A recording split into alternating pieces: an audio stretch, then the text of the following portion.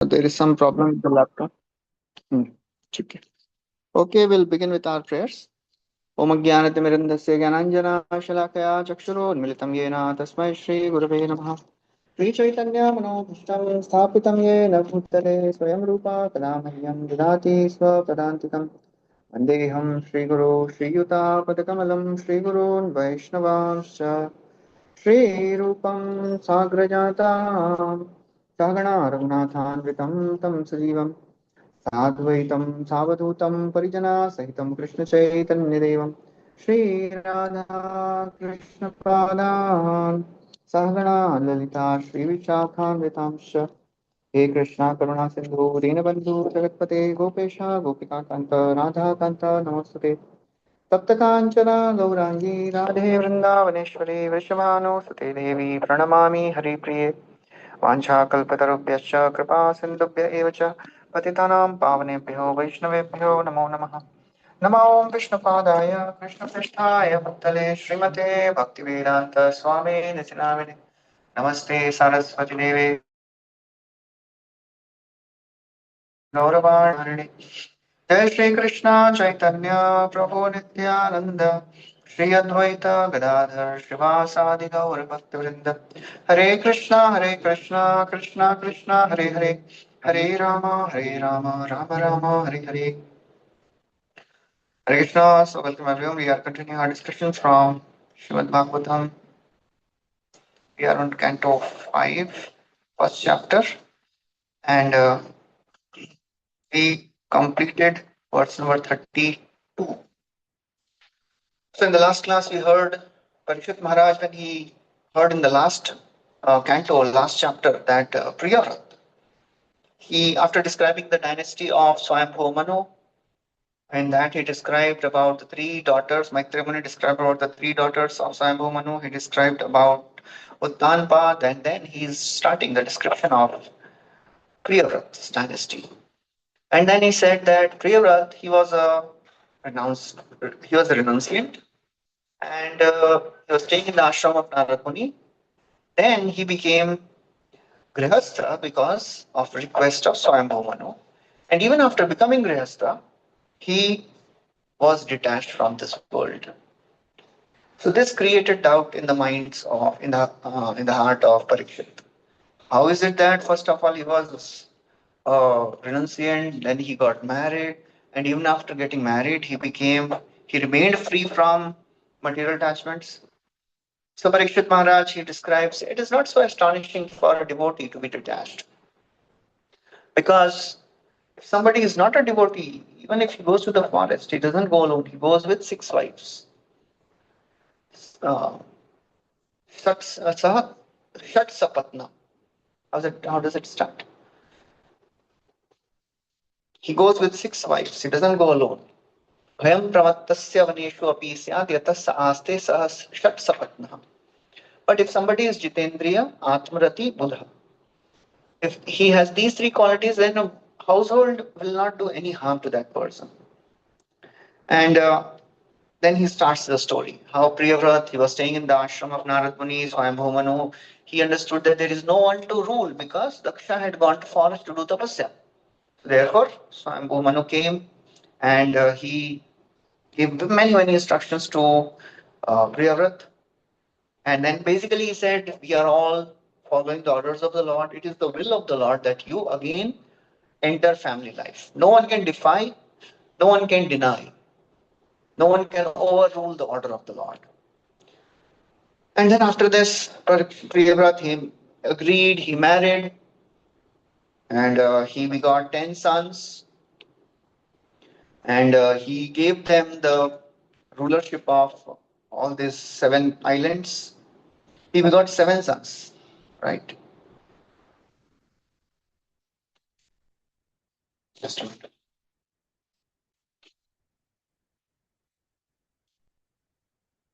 Yeah. So Priyavrat had two wives. One was Barihishmati.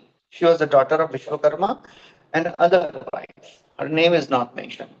From his first wife, he had 10 sons. Priyavrat had 10 sons. And out of these 10 sons, seven sons, they became the rulers of seven islands. And 3 sons, they became brahmacharis. And they entered Paramhamsa ashram. That means they became renunciants. Then the second, then he had one daughter also from Brahishmati. Her name was Urjaswati. And Urjaswati, she married she married Shukracharya. And from them, who was the daughter of Shukracharya? Anyone remembers? Some sister. Devyani. Devyani was the daughter of Yayati Wali Devyani. So, and then he married other wife, and from her he had 3 sons: Uttam, Tamas, and Raivat. And they became the Manus of 3rd, 4th, and 5th Manvantar. Second Manvantar was ruled by Swarochisha. Swarochisha is son of Agni. And after this, Maitreya Muni, Shukadeva Goswami starts describing the rule of Priyavrat. How many years he ruled? He ruled for 110 crore years. 11 Arbuda. And he became the second son. With his chariot wheels, he created 7 oceans and 7 islands. That's how I think discussed till verse number 33. Okay. So now in 33rd verse. Sorry, yeah. You said 3 qualities, na? Atmarati and Buddha. Connect हुआ क्या? Light उसमें green आ ये कौन सा light? Green. आत्मरति, जितेंद्रिय, आत्मरति बुध. जितेंद्रिय means intelligent, आत्मरति self satisfied, and जितेंद्रिय sense controlled. गृहाश्रमम किम्नो करोति अवद्य. गृहाश्रमम cannot do any harm to that person. Grihastashram. Okay, so now translation somebody can read. Which one do we read? 33. Okay. The 7 oceans respectively contain salt water, sugar cane juice, liquor, clarified butter, milk, emulsified yogurt, and sweet drinking water. All the islands are completely surrounded by these oceans, and each ocean is equal in breadth to the island it surrounds. Maharaj Priyavrata, the husband of King Vaibhav, gave sovereignty over these islands to his respective sons, namely Agnidhara. मैं पढ़ लेता हूँ इसके नाम से. इधमा जिह्वा, यज्ञबाहु, हिरण्यरेता, घृतपृष्ठ, Medatithi, and Vitihotra. Thus they all became kings by the order of their father. Okay, so we have discussed this. 7 islands, they were given to 7 of the sons of Priyavrat. And Agnidhra, he is the ruler of Jambudvipa. Okay, next verse. So Prabhupada writes, yeah. All the dvipas are surrounded by oceans. Breadth of ocean is same as that of island. Okay, Prabhupada writes some technical information. Next verse, translation. King Priyavrata then gave his daughter Urjaswati in marriage to Shukracharya, who begot her daughter named Devayani. So Parikshit, he had a doubt. How can Priyavrata do all these wonderful things? 25th is a very beautiful verse. We'll recite this. Naivam vida purushakara urukramasya Pumsam tadangri rajasajita shadgunanam Vitram vidura vigata sakridadradita Yanna madhe madhuna sajahati bandham My dear king, a devotee who has taken shelter of the dust of the lotus feet of the Lord can transcend The influence of the six material which, namely hunger, thirst, lamentation, illusion, old age, and death, and he can conquer the mind and five senses. However, this is not very wonderful for a pure devotee of the Lord. Even a person beyond the jurisdiction of the four stars. In other words, an untouchable is immediately released of bondage, whatever it is uttered the holy name of the Lord, even once. The influence of the pure devotees of the Lord, Naivam Vidam Purushakaraha, Purushkar means the personal influence of Urukramasya Punsa. Urukramasya Punsa means the devotees of the Lord. So the personal influence of the devotees of the Lord that is unlimited. Because these devotees, they have taken shelter of Tad Angri Rajasa. Because the devotees, they take shelter of the dust of the Supreme Lord, lotus feet. So what they can do, Jit Shad Gunanam, they transcend the six points. What are the 6 points? Hunger, thirst, lamentation, illusion, old age, and death. These are the 6 material bits of hunger. So if devotees, they transcend all these 6 material things, that means they transcend the mind and the senses. So what is surprising for a devotee? He can do anything. Chitram vidur vigata, sakridaravita. So this is not surprising for a devotee. Because a devotee, just by chanting the names of the Lord, Yannamatheya, just by chanting the name of the Lord, Sajahati Bandham, he can be released of the material bondage. Just by one speech, somebody can. That's the power of the holy names of the Lord. So anybody who is taking shelter of the lotus feet, what is this thing? You can do anything of this way. That's the power of the holy names of the Lord. Yannamatheya Madhuna.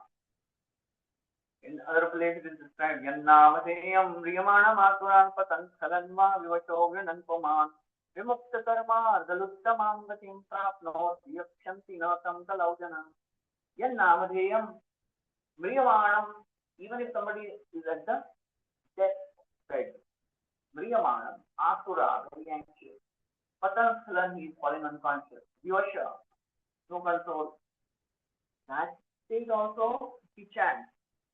Vimukta Karma Ardala, he becomes freed from the bondage of birth and karma. Prapnoti Akshanti Kaliyog ke log itne jo bhi lagaye. They are so stubborn, still they don't take the names of the Lord. Just chanting the name of the Lord can make one free from the bondage of birth and death.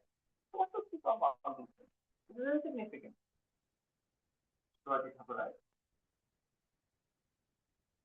Such prowess or influence is not surprising for those who conquer the 6 senses.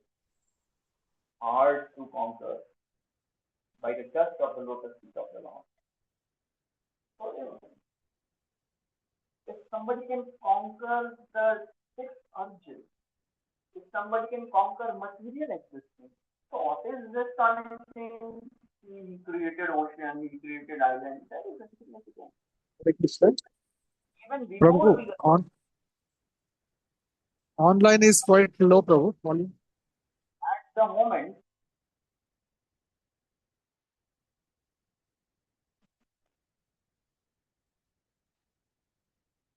audio volume low.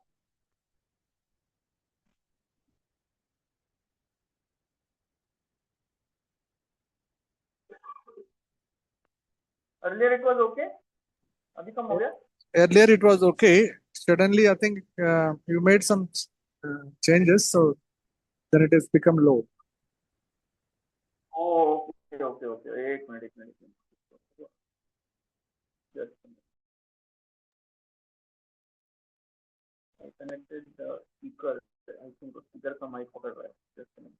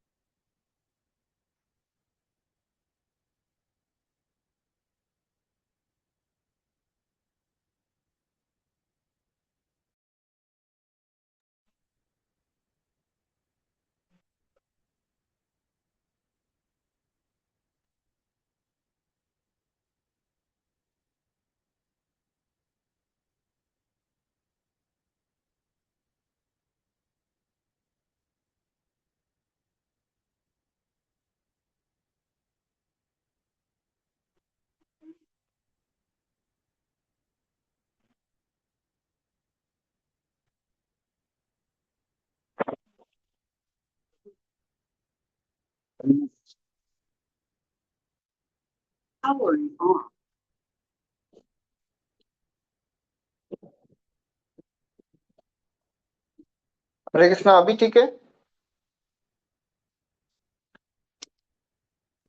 Yes, Prabhu. Okay Yes, Prabhuji. Okay. दूसरा mic Yes, पकड़ लो। Prabhuji, now it's okay. Okay ठीक है। एक प्रश्न है, can I ask a question? हाँ बोलिए। Prabhuji, this first time I think dust of lotus feet of Lord has been said.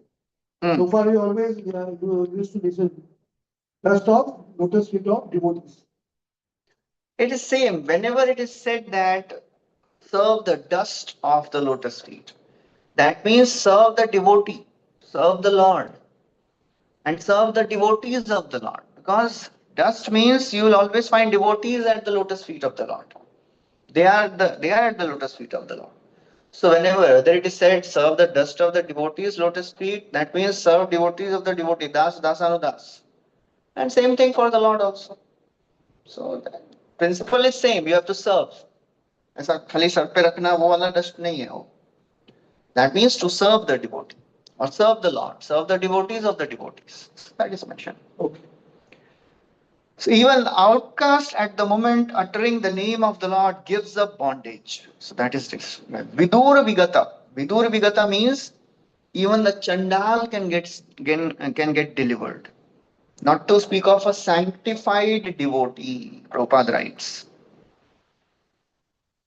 Even a Chandal is immediately delivered from the bondage of material existence. So what to speak of a Brahman?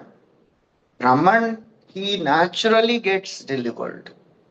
It is not a question for a Brahmana to either they'll be delivered or not. Prabhupada writes. Therefore, they contend without such a Brahminical body, one cannot be accepted as a Brahmana. There are some people out, some caste Brahmanas, they say Brahman birth hai, tabhi Brahman hai. Prabhupada says, and all the scriptures, they say no. Yan namadheyam adhuna sajahati bandham. Any other place where it is described by chanting the name of the Lord, one gets purified? 2-3 famous verses Prabhupada would quote many times. Devahuti, she spoke 2 verses. अहो बत श्वपचो तो गरियां यज्जिह्वाग्रे वर्तते नाम तुभ्यम. और उसके बाद same series में दो वर्सेस हैं. एक तो अहो बत श्वपचो तो गरियां, उसके पहले यन्नामधेयम क्या श्रवणात् अपि Savananu यन्नामधेय श्रवणानुकीर्तनाद्य प्रह्वणाद्य श्रवणादपि क्वचित् स्वादोऽपि सद्य सवनाय कल्पते कुतः पुनस्ते भगवन्नु दर्शनात्. So in these 2 verses, she spoke the same thing just by chanting. Yanamadheya, Shravananukirtana, Yasmarana, whatever you do with Supreme Lord, names, form, pastimes, you remember, you chant. Shwadopi, even if he is born in the family of dog eaters. Savanaya Kalpate, he becomes purified. So Prabhupada focuses on that. He quotes this verse by Sanatana Goswami. यथा कांचनताम याति कांस्यम रस विधानतः तथा दीक्षा विधानेन द्विजत्वं जायते नृणाम. If somebody is, so Sanatana Goswami, he is giving a recipe of making gold. Gold कैसे बनता है? You mix mercury with bell metal. कैसे होता है मालूम नहीं, अभी वो साइंस चला गया.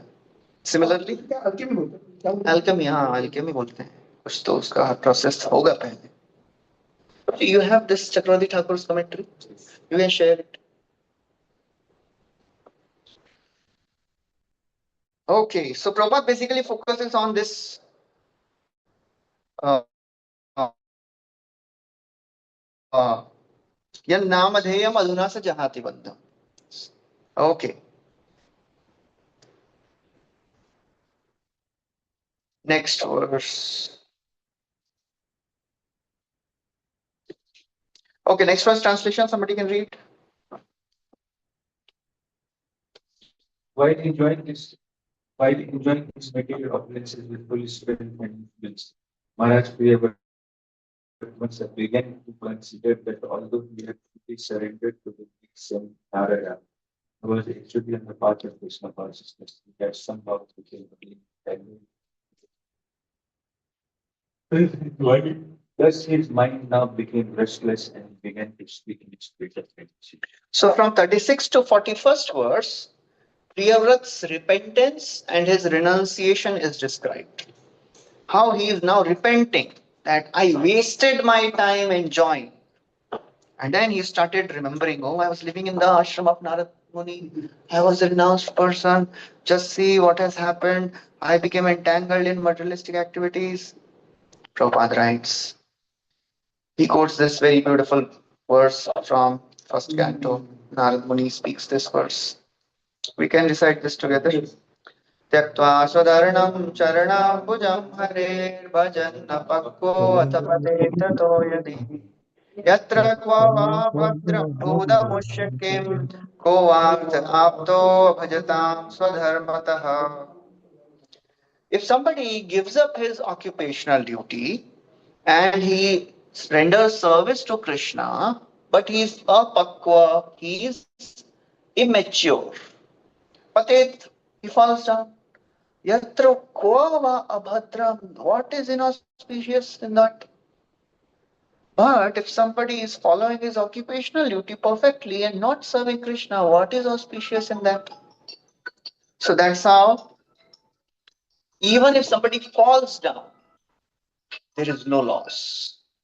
Neha vikrama nasho asti. Krishna consciousness is eternal gain. Every step counts in the path of eternity. There is no loss. Prabhupada writes. Although Priyavrat was serving according to instructions of Narad Muni, he returned to material affairs at the request of his father, and then in due course of time he is again remembering. Krishna never leaves. He will always make sure that a devotee will remember the good experiences of Krishna consciousness. So that is the beauty of Krishna Bhakti. Krishna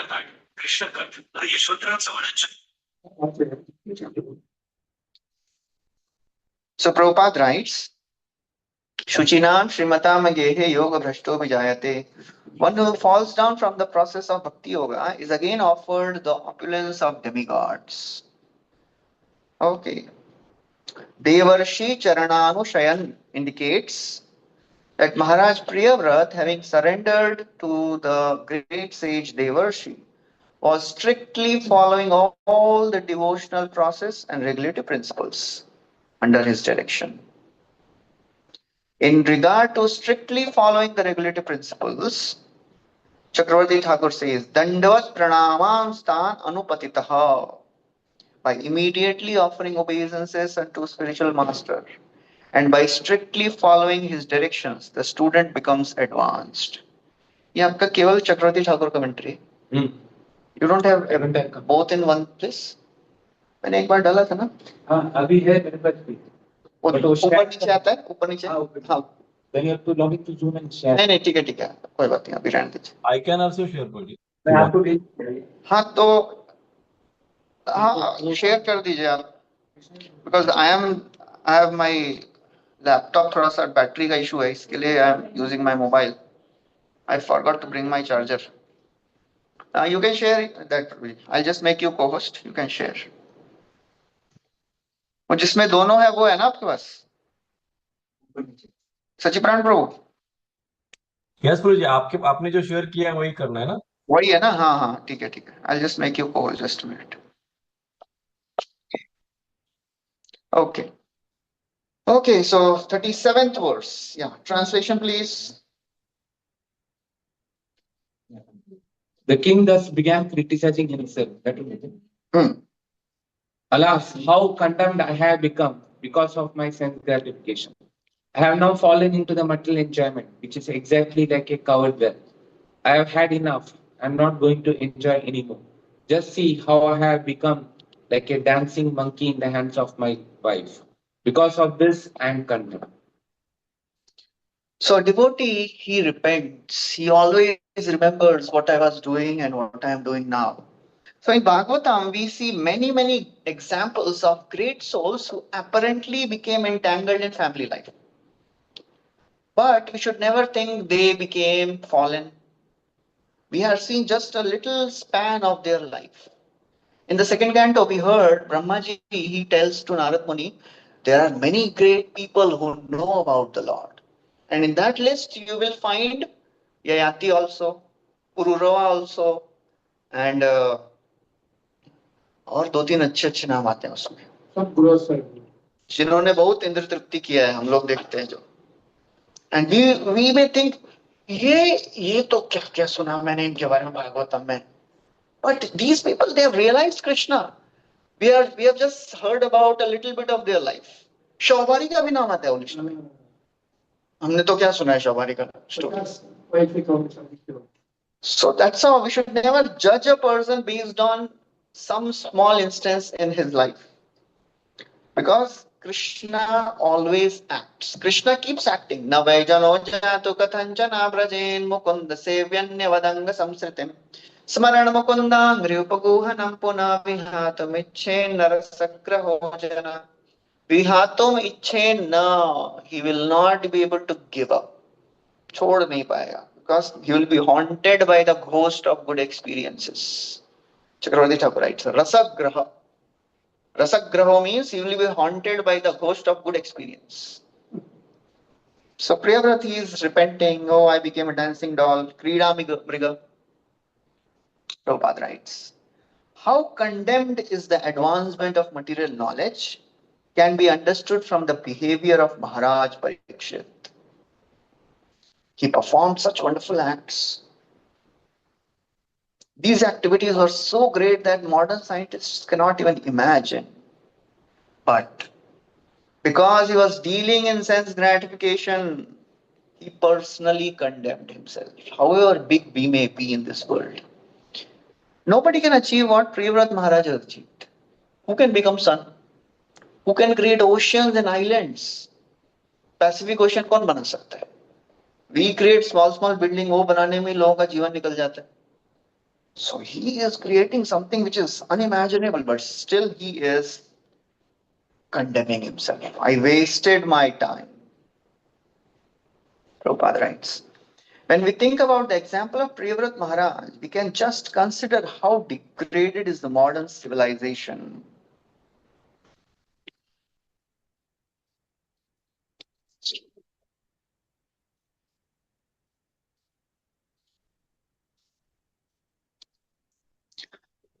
Prabhupada writes, on the contrary, even a small advancement made on this path of devotional service is permanent gain. Prabhupada quotes this verse, Neha Vikramanashvasti. So Priyavrata, he was hesitant in the beginning that he will be attached. And actually this has happened. He became attached. So now, natural course of action may be, अच्छा अगर कोई किसी को बोला सेवा दिया कि आप ये सेवा करो, you will not be attached. And convince किया हमको. मैंने भी बोला ठीक है प्रभु जी बोल रहे हैं तो प्रभु जी की जय तो सेवा करते हैं. And then I become attached. So then what will be the natural outcome? मैं क्या करूंगा फिर? साधक, ऑर्डिनरी साधक छूटने की कोशिश करेंगे. नहीं, उसके पहले किसको गाली देंगे हम? और जो जिसने सेवा दिया उसको गाली देंगे. देखो आपने बोला था मैं फंस गया ना. Here Priyavrata is not condemning Swayambhu Manu. He is taking responsibility. That I became entangled. That is a mature devotee. He always takes the responsibility of his actions. We may be given instructions by our authorities, but when we take those instructions, accept them, then it is our responsibility. Then we cannot blame. इन्होंने बोला, उन्होंने बोला, आपने माना क्यों? और माना तो then it is your responsibility now. Then you can't blame the superiors. Then you have to take the responsibility that I am now entangled. So that is how Priyavrata is taking full responsibility. He is not blaming Narad Muni. He is not blaming Swayambhu Manu. He is not blaming Brahma ji कि देखो सबने मिलके मुझे फंसा दिया इधर गृहस्थ life में. I wasted how many years? 110 crore years. So he is not saying देखो इन लोगों ने मेरा कितना जीवन व्यर्थ कर दिया. He is taking full responsibility. Prabhupada writes, such renunciation as Priyavrat's Maharaj is possible only by the grace of Supreme Lord.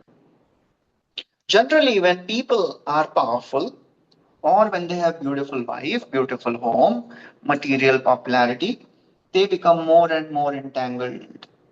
Priyavrat, however, having been completely trained by great sage Narada, revived his Krishna consciousness in spite of all impediments. Okay. Next verse, 38th verse. Translation. By the grace of the Supreme Personality of Godhead, Maharaja Prayavrat reawakened to his senses. He divided all his earthly possessions among his obedient sons. He gave up everything, including his wife, with whom he had enjoyed so much self-gratification, and his great and opulent kingdom, and he completely renounced all attachment. His heart, having been cleansed, became a place of pastimes for the Supreme Personality of Godhead. Thus, he was able to return to the path of Krishna consciousness, spiritual life, and resume the position he had attained by the grace of the great saint Narada. So there is a wonderful word which comes here. Mahishi mritakam iva. He gave up his wife just like one gives up a dead body. Mritakam iva.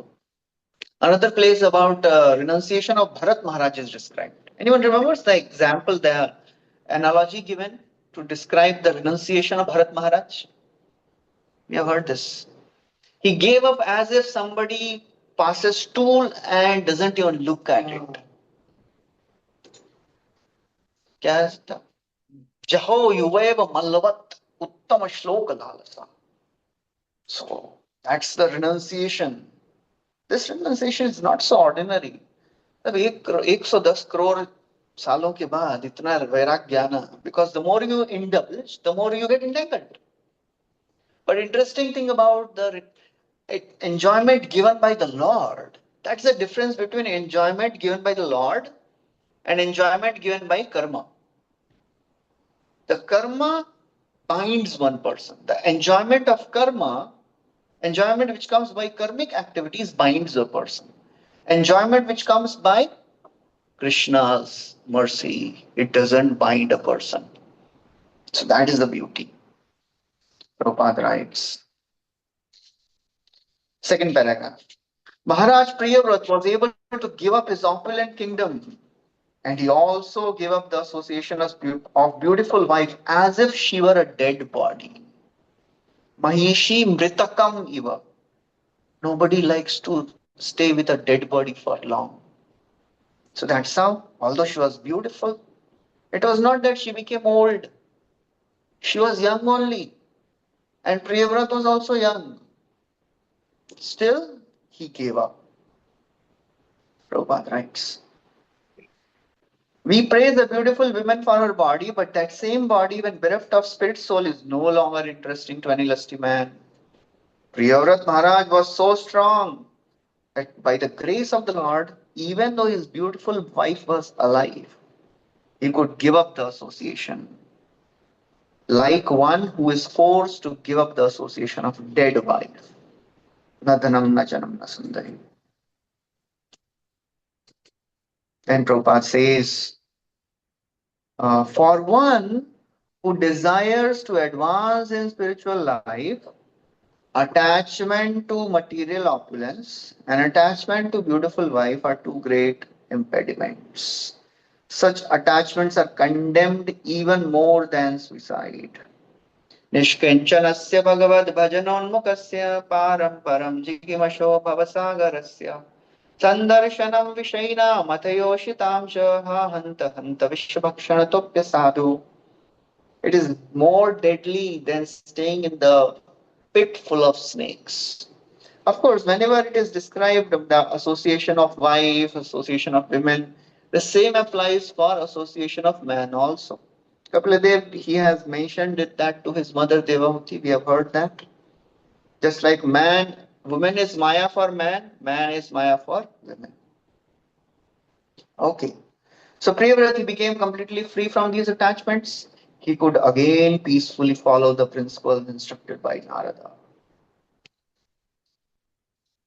So that's how the story of Priyavrata is almost ending. So Priyavrata is glorified in 2-3 verses that is mentioned in 39th verse.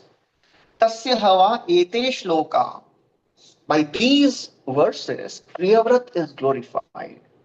We'll recite this. Priyavrata kritam karma onu kuryad vineshwaram yone nairakarot chayam ghnan saptavaridim. There are many famous verses regarding Maharaj Priyavrata's activities. No one but Supreme Personality of God could do what Maharaj Priyavrata has done. Maharaj Priyavrata dissipated the darkness of night and with the rims of his great chariot he excavated 7 oceans. So Prabhupada writes, actually sometimes a devotee is also called as Bhagavan. We heard 2 places where a devotee is called as Bhagavan. When somebody is called as Bhagavan, in first one situation is if somebody has Krishna in his heart, then he is also called as Bhagavan, a great personality. Another place we have heard in 29th chapter of the 4th canto, where I'll tell you the exact words, where Prabhupada writes in the purport, who can be called as Bhagavan? He says 3 conditions somebody can be called as Bhagavan. First, if somebody has done some supernatural, superhuman activity. Second, if somebody has achieved the perfection of life. And some third thing is, just a minute.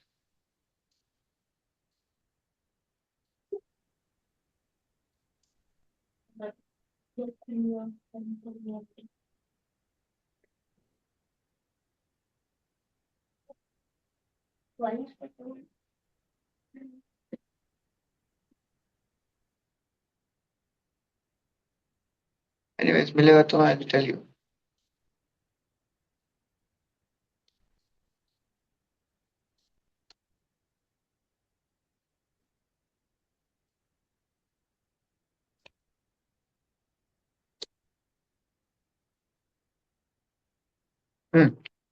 This is 4:23:30, not 29.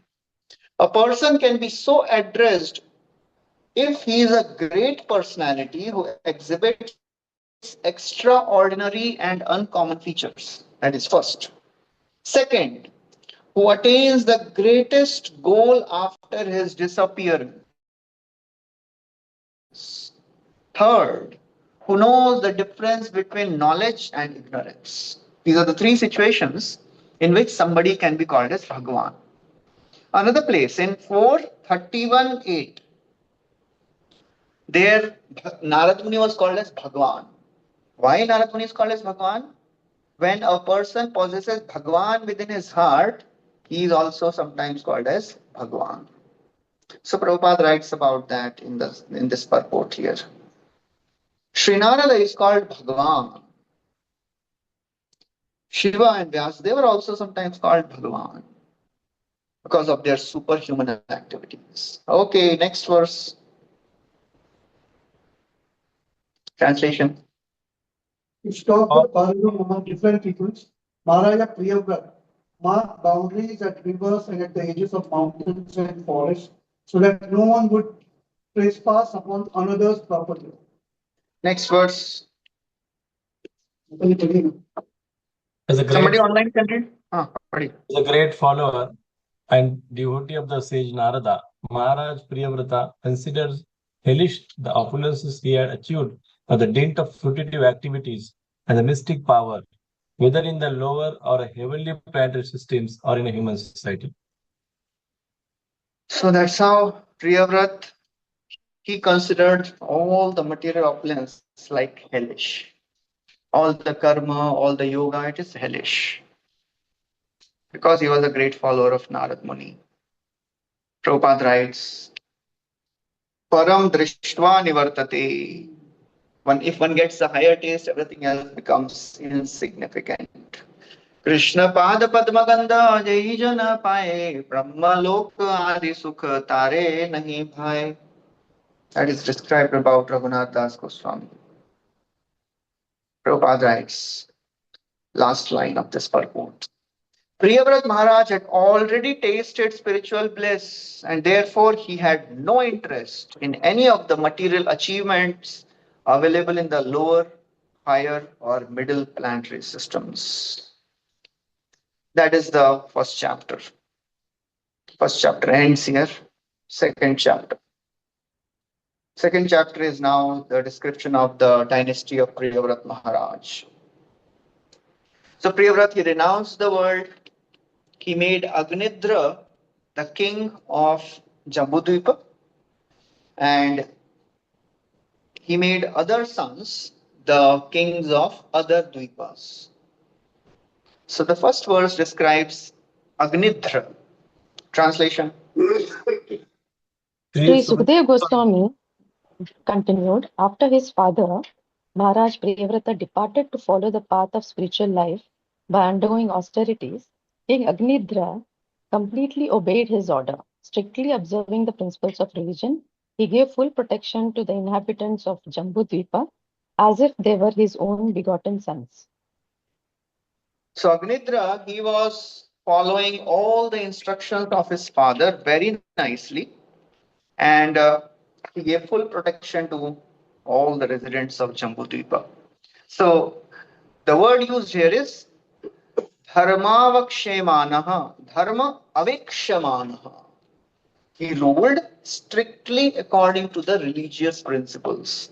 Just like Yudhishthir Maharaj ruled this kingdom like following the instructions of two people, Bhishma and Krishna. Atha Bhishmoktam, atha Achyuta Oktam. So that's how Agnidra, he also followed the instructions. Prabhupada writes, Maharaj Agnidra ruled the inhabitants of Jambudvipa according to religious principles. These principles are exactly contrary to modern principles of faithlessness, the first few lines. First, so modern principle is faithlessness, no belief in the instructions of the scriptures. But Nidra, he is ruling completely and strictly according to scriptures. And therefore, Prabhupada writes that Vedic religious principles begin with Varnashram. And what is dharma? Prabhupada would quote this verse many times. Dharmam tu sakshat bhagavat pranitam. Who speaks this?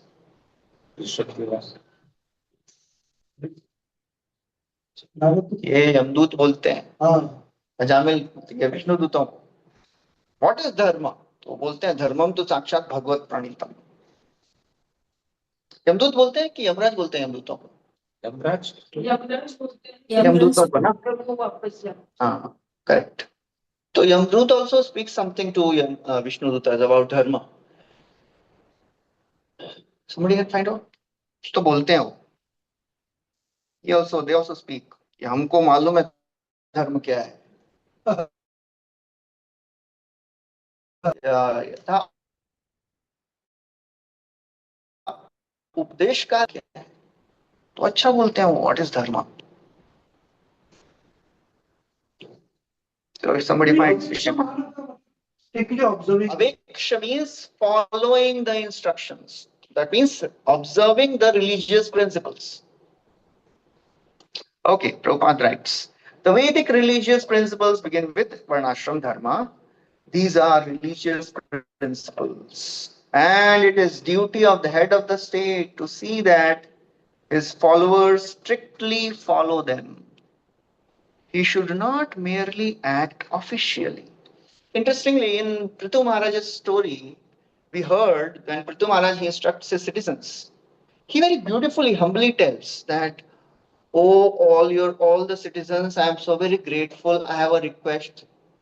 Veda pranito dharma. हाँ, Veda pranihito dharma. The Vedas, they give dharmic principles. वहां पे यमराज बोलते हैं धर्म तो साक्षात भगवत प्रणतम, ये बोलते हैं वेदों में दिया है धर्म। दोनों में फर्क क्या है? सेम है। See Vedas they don't focus on Bhagwan prominently, तो उनको बताया गया है कि वेदों को फॉलो करो। अभी वेद में तो धर्म अर्थ काम मोक्ष बहुत है, भगवान is not so much prominent. That is the first beginning of Bhagavatam ना, उधर से गाली शुरू हुई है।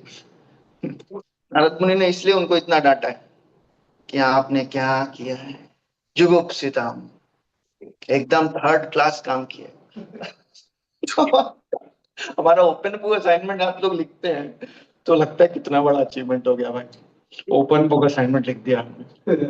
और यहाँ पे व्यासदेव ओरिजिनल वाला लिख रहे हैं पूरा वेद पुराण उपनिषद, और नारद मुनि आके ये भी नहीं बोले अच्छा लिखा है, वो बोलते हैं खुश हो, इतना अच्छा लिख के खुश हो क्या, आर यू सेटिस्फाइड? और whatever you have written is all condemned, is useless। वहां से तो शुरू हुआ है, इसलिए तो बोलते हैं वेदों में we can't understand who is God. ये तो प्रभुपाद जी की कृपा है, महाप्रभु की कृपा है, तो हमको सिंपल सा पता चल रहा है भगवान कौन है। Krishna is the supreme personality of God, simple. तो भगवान स्वयं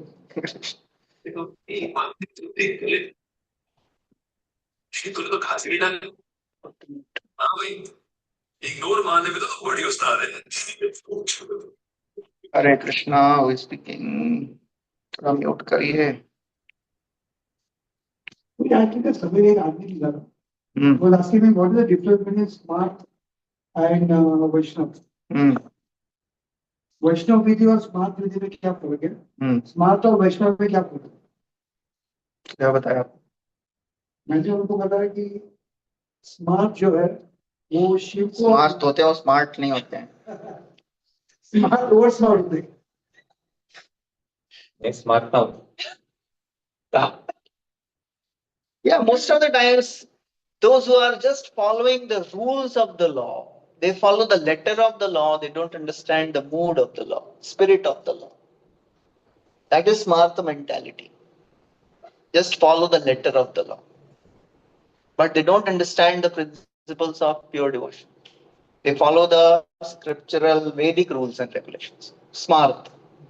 Bhagavad Vidhi means it is higher. That's why all the Brahmanas, why they are opposing? Because they are following Vedic rituals. And Vedic rituals, they are very strict in terms of dharma, artha, kama. So they are not understanding Bhagavad dharma. Ahovat shapachoto gariyam yajjivagre vartate nam tubhyam. They can't accept that. इतना simple थोड़ा ना हो जाएगा। शंकराचार्य को मानते हैं। शंकराचार्य नहीं, तो अद्वैतवाद है। शंकराचार्य स्वार्थ मतलब फॉलोअर्स ऑफ वैदिक रिचुअल्स। ओके।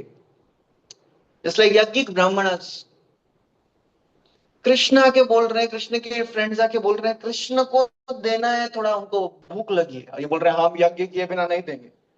अरे just like one time Prabhupada, he was traveling in train and at one station he saw samosas.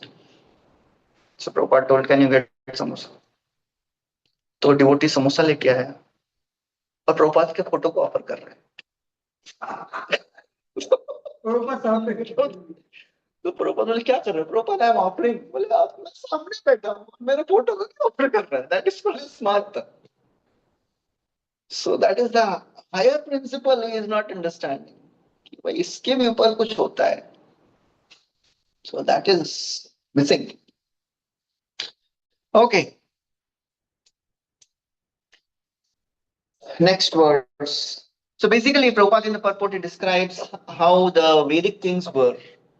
They were followers of Vedic dharma. They would take care of the citizens. So I was telling about Prithu Maharaj. So Prithu Maharaj, when he instructs his citizens, he says, all of you please follow the instructions of the Vedas, because if you follow, I will be benefited. Very humbly he is saying, because whatever citizens do, 1/6 goes to the king. तो आप अच्छा करेंगे तो मेरा भी भला हो, आप बुरा करेंगे तो मेरा भी बुरा हो जाएगा। So therefore, I am appointed by the Supreme Lord, so please assist me and follow. So that is humble king. So basically, Prabhupada writes the difference between the kings of the Vedic times and the modern Kali Yuga administrators. Okay, next verse. Desiring to get a perfect son and become an inhabitant of Pitraloka, Maharaj Agnidhara once worshipped Lord Brahma, the master of those in charge of material creation. He went to valley of Mandara hill, where the damsels of the heavenly planets came down to stroll. There he collected garden flowers and other necessary paraphernalia and then engaged in severe austerities and worship. Now, interesting thing is, Priyavrat was such a great Mahabhagavat, and उनका पुत्र क्या कर रहा है? ब्रह्मा जी की प्रार्थना. He wants to go to Pitralok. ये क्या चल रहा है? So Prabhupada clarifies it in the purport. He says, Maharaj Agnidra was son of a Vaishnava. He should have desired to be transferred to Vaikuntha. Why he desired to go to Pitriloka? So Prabhupada quotes some Swami Giridhar, one of the Bhagavatam commentators. He remarks that Agnidhra was born when Priyavrat Maharaj was infatuated by lusty desires. Oh. That's the principle of Garbhadhan. In whatever consciousness you beget a child, you get a particular type of child. So Prabhupada focuses on that. So therefore, Agnidhra, he wanted a wife who can help him follow the Vedic rituals and go to Pitriloka. Okay. He became smart. Well, you can say smart, basically he's a rigid follower. Rigidity.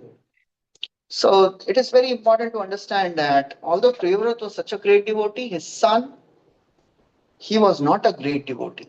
So the laws of nature, they act on everyone, whoever you may be.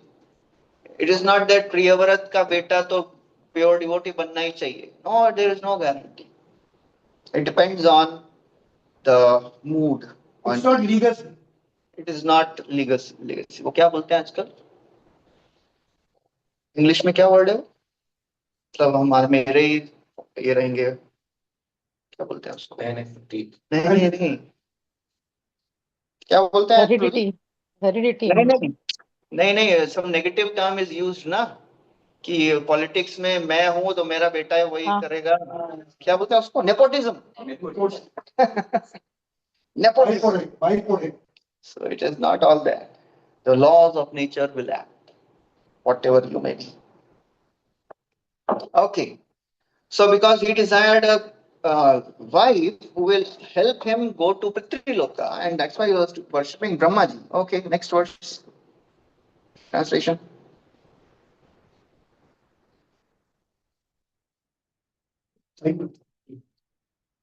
Understanding King Agnidhra desire, the first and most powerful created being of this universe, Lord Brahma selected the best of the dancing girls in his assembly, whose name was Purvachiti, and sent her to the king. Next. The Apsara sent by Lord Brahma began strolling in a beautiful park near the place where the king was meditating and worshipping. Park was beautiful because of its dense green foliage and golden creepers. There were pairs of varied birds such as peacocks, and in the lake there were ducks and swans, all vibrating very sweet sounds. Thus the park was magnificently beautiful because of the foliage, the clear water, the lotus flowers, and the sweet singing of various kinds of birds. Next. Somebody online? As Purvachiti passed by on the road in a very beautiful style and mood of her own, the pleasing ornaments on her ankles tinkled with her every step.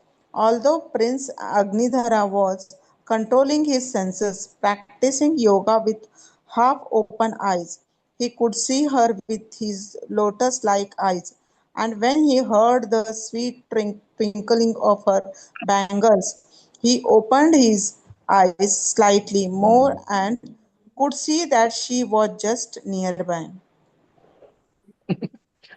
Close eyes से थोड़ा सा और खोल के देखा कौन है भाई? Like a honeybee. So that's how the senses are so very strong. Durtant indriya hai wo. Indriya, they are very strong, but Prabhupada quotes that when one comes to devotional service, Durdant indriya, Durdant, they become these senses which are so very difficult to control, they become like serpent without teeth. They don't affect the devotee. So Prabhupada writes about this. Prabhupada gives the example of Vishwamitra also in the purport. In contrast to this, Haridas Thakur, he was tested by Maya Devi personified. But because Haridas Thakur, he was a great devotee of the Lord, he was not at all affected.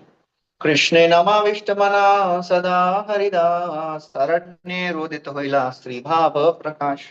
He was not at all affected by all the display of the beauty. Prabhupada writes, devotees therefore may see hundreds and thousands of beautiful women with fascinating bodily features and gestures, but not be allured. That is the power of devotional service. But a yogi, however strong he may be, he will be bewildered.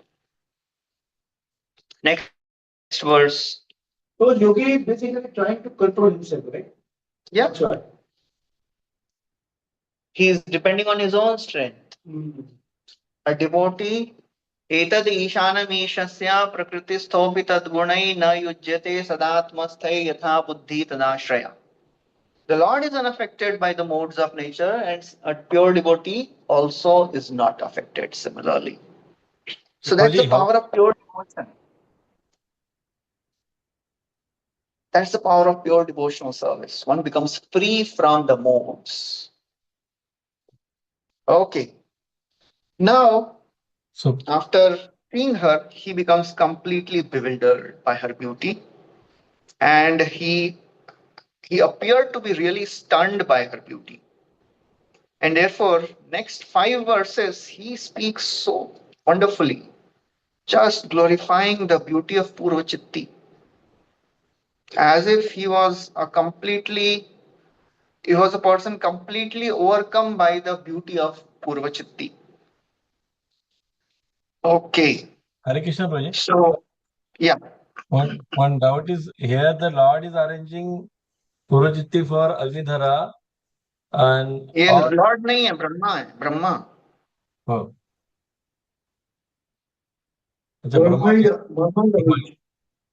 He worshipped Brahmaji, he didn't worship the Lord. Oh. So it is not the arrangement of the Supreme Lord, it is arrangement of Brahmaji. Because he wanted something material. It was not the pure desire, it was a desire which was completely material. He wanted a wife so that he can go to Pitriloka. So that was not at all spiritual. Nothing was spiritual in that. Okay. Yeah, next verse. So 7th to 16th verses, he is flattering Purvachitti. Okay, 6th verse पढ़ लेते हैं पहले. Like a honeybee, the Apsara smelled the beautiful and attractive flowers. She could attract the minds and vision of both humans and demigods by her playful movements, her shyness and humility, her glances, the very pleasing sounds that poured from her mouth as she spoke, and the motion of her limbs. By all these qualities, she opened for Cupid, who bears an arrow of flowers, a path of oral reception into the minds of a man. When she spoke, nectar seems to flow from her mouth. As she breathed, the bees, the mad for taste of her breath, tried to hover about her beautiful lotus-like eyes. Disturbed by the bees, she tried to move hastily, but as she raised her feet to walk quickly, her hair, the belt on her hips, and her breast, which were like water jugs, also moved in a way that made her extremely beautiful and attractive.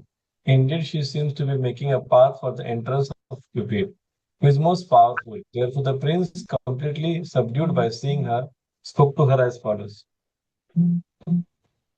Prabhupada writes a strong purport about the beauty of a woman, how one should be very careful in this material world. And he describes how a person is bound in this material world by the attachment. Tavad ragadayastena tavat kara griham griham yavan mohungri nigado yavan krishna natejana. If somebody is not a Krishna bhakta, for a materialistic person, his home yavat tavat rag adayastena, all the attachments he has, they are like thieves. They steal away the consciousness. They steal away the discrimination. And tavat kara griham griham, his griha becomes kara griha. That is not griha with a car. It is prison. And tavat mohongri nigado, all the attachment illusion is like the chain which is created. So that's how it looks so very attractive, but it binds a person. So Prabhupada writes on that in the purport. So next, from 7th to 16th, Agnidra, he glorifies Purvachitti royally. Pura materialistic glorification hai. So we'll not discuss those glorifications. आप लोग बाद में पढ़ लीजिएगा. It is all description of movie का script है. movie का पूरा materialistic लश्टी movie का script है वो. बाद में आप लोग पढ़ लीजिएगा. We'll go to 17th verse. Okay. Translation 17. Somebody can read the translation. Goswami continued, Maharaj Agnidhara, whose intelligence was like that of a demigod, knew the art of flattering women to win them to his side. He therefore pleased that celestial girl with his lusty words and gained her favor. कितने साल enjoy किया होता है ना यहाँ पे. इसमें आता है कि नेक्स्ट में आता है. I think the word comes here. Next verse. Next verse translation. Attracted by the Translation, intelligence, learning, youth, beauty, behavior, opulence, and magnanimity of Agnidra, the king of Jambudvipa and master of all heroes, Purvachitti lived with him for many thousands of years and luxuriously enjoyed both worldly and heavenly happiness. So what is this thousands of years? It is Ayuta. That means he enjoyed for 100 million years with Purvachitti. Uske baad kya hua? He was still not satisfied. That will come next few purports. So Prabhupada writes, since Agnidra was a devotee, so Prabhupada takes the very softer side here. He says, I think in the next paragraph, somewhere Prabhupada writes, in the 17th verse, that purport Prabhupada writes, since King Agnidra was a devotee, he actually had no attraction for material enjoyment. But because he wanted a wife for progeny, and Brahma had sent Purvachitti for this purpose, he expertly pleased her with flattering words. Women are attracted by man's flattering words. One who is expert in this art is called Vidagdha. One of the qualities of Krishna is Vidagdha. Vidagdha Chaturo Daksho. 64 quality आते हैं ना, उसमें आता है Vidagdha. Vidagdha Chaturo Daksha. Charanagat Palak ऐसा आता है. Okay, next. Vidagdha expert in speech. Expert in flattering. Actually flattering. Yeah, next verse translation. So now Agnidra, he married Purvachitti, enjoyed for 100 million years, and he gave 9 sons. The name of these 9 sons are, translation. In the home of Purvachitti, Maharaj Agnidhara, the best of kings, he got 9 sons, named Nabi, King Purusha, Harivarsa, Ilavatta, Ramyaka, Hiranyayana, Hiranmaya. Maya, Kurupo, Bhadra Shiva, and Ketuman. So graduate kings. So anyone understands what is happening here? Priyavrat, he was the ruler of entire Bhumandal. उनके हो गए 10 सन and 3 more. So out of 10, 3 became renunciants. अभी 7 में बांट दिया पूरा भूमंडल. अभी 7 में से जो जम्बूद्वीप मिला अग्निद्र को. So अग्निद्र had 9 sons. तो अभी ये 9 sons में अपना kingdom divide करना है ना. So he divided Jambudvipa into 9 islands, 9 varshas through mountains. Mountain बनाया होगा उन्होंने. यानी कैसे बनाया क्या किया मालूम नहीं. So that's how these 9 became the kings of 9 Varsha. And the names of those Varshas are these. Yeah. The Nabhi was given Bharat Varsha. इसलिए नाभि का बाद में नाम हो गया Ajanabh. Bharat Varsha is known as Ajanabh Varsha. Then Kum Purusha, Hari Varsha, Ilavrat, Ramya, Kiranmaya, Kuru, Bhadra. ये सब अलग अलग वर्ष के नाम है. 9. Okay, next verse. अब क्या हो गया देखिए. हाँ. Urvashakti gave birth to these 9 sons, one each year, but after they grew up, she left them at home and again approached Lord Brahma to worship him. देखो ये तो चली गई अभी. अप्सरा है. She can't stay for long. Long मतलब क्या 100 million years रही अभी कितना भी चाहिए अभी. But they don't have any time का कोई defect नहीं होता उनकी body में. हाँ, they live young for all the time. Okay, so she left. Prabhupada gives the example of Menaka and Vishwamitra. Menaka also gave Shakuntala and then she left. Yes. So that's the case always. Next verse translation. Because of drinking the breast milk of their mother, the 9 sons of Agnidhra naturally had strong, well-built bodies. Their father gave them each a kingdom in a different part of Jambudvipa. The kingdoms were named according to the names of the sons. Thus, the sons of Agnidhra ruled the kingdom they received from their father. Okay. Next verse. After Kuru's departure, King Agnidhara, his lusty desires were not at all satisfied. देखिए. Always thought of her. Therefore, in accordance with the Vedic names, King after his death was promoted to the same planet as his celestial wife. That planet, which is called Pitraloka, is where the Pitas, the forefathers, live and live. So an ordinary lusty person of this world will be humbled here reading all this. अरे 1 crore साल 100 million years he is enjoying. Still he is not satisfied. Purvara also same case. He enjoyed with क्या नाम है? Urvashi for so many millions of years. Still he is not satisfied. With Yayati, वो तो story अलग है. So that's how all these scriptures, they bring us to the reality of the material existence. That however you try to enjoy, you can never be satisfied. No satisfaction. Hiranyakashipu was not satisfied with power, wealth, opulence, control he had. Saitam nirjit kaku bekarat vishayan priyan yathopajosham bhunjano na tripyat. Still not tripyat. Ajitendriya. So that's how Bhagavatam reveals the actual nature of this material world. However you try, you can never be happy. Prabhupada quotes Yam Yam Vapi Smaran Bhavam. Agnidhra remembered Pitriloka. He went to Pitriloka. Next verse.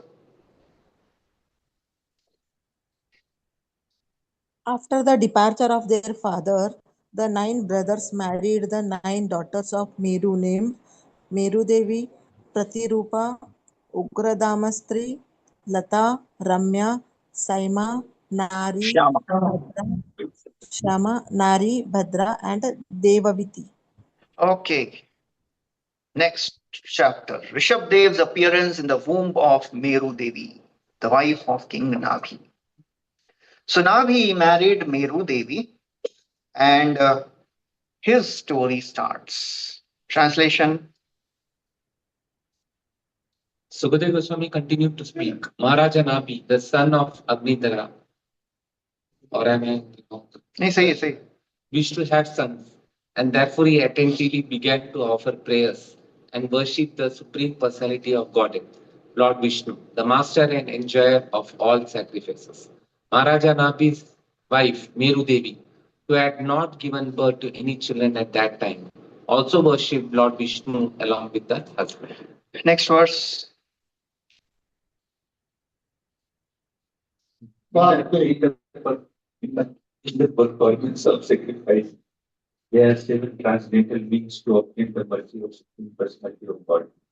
By sacrificing valuable things or eatables, by acting in terms of place, by acting in terms of time, by offering gifts, by going through the priest, by offering gifts to the priest, by observing the regular festivals. However, one cannot always obtain the Supreme Lord fully.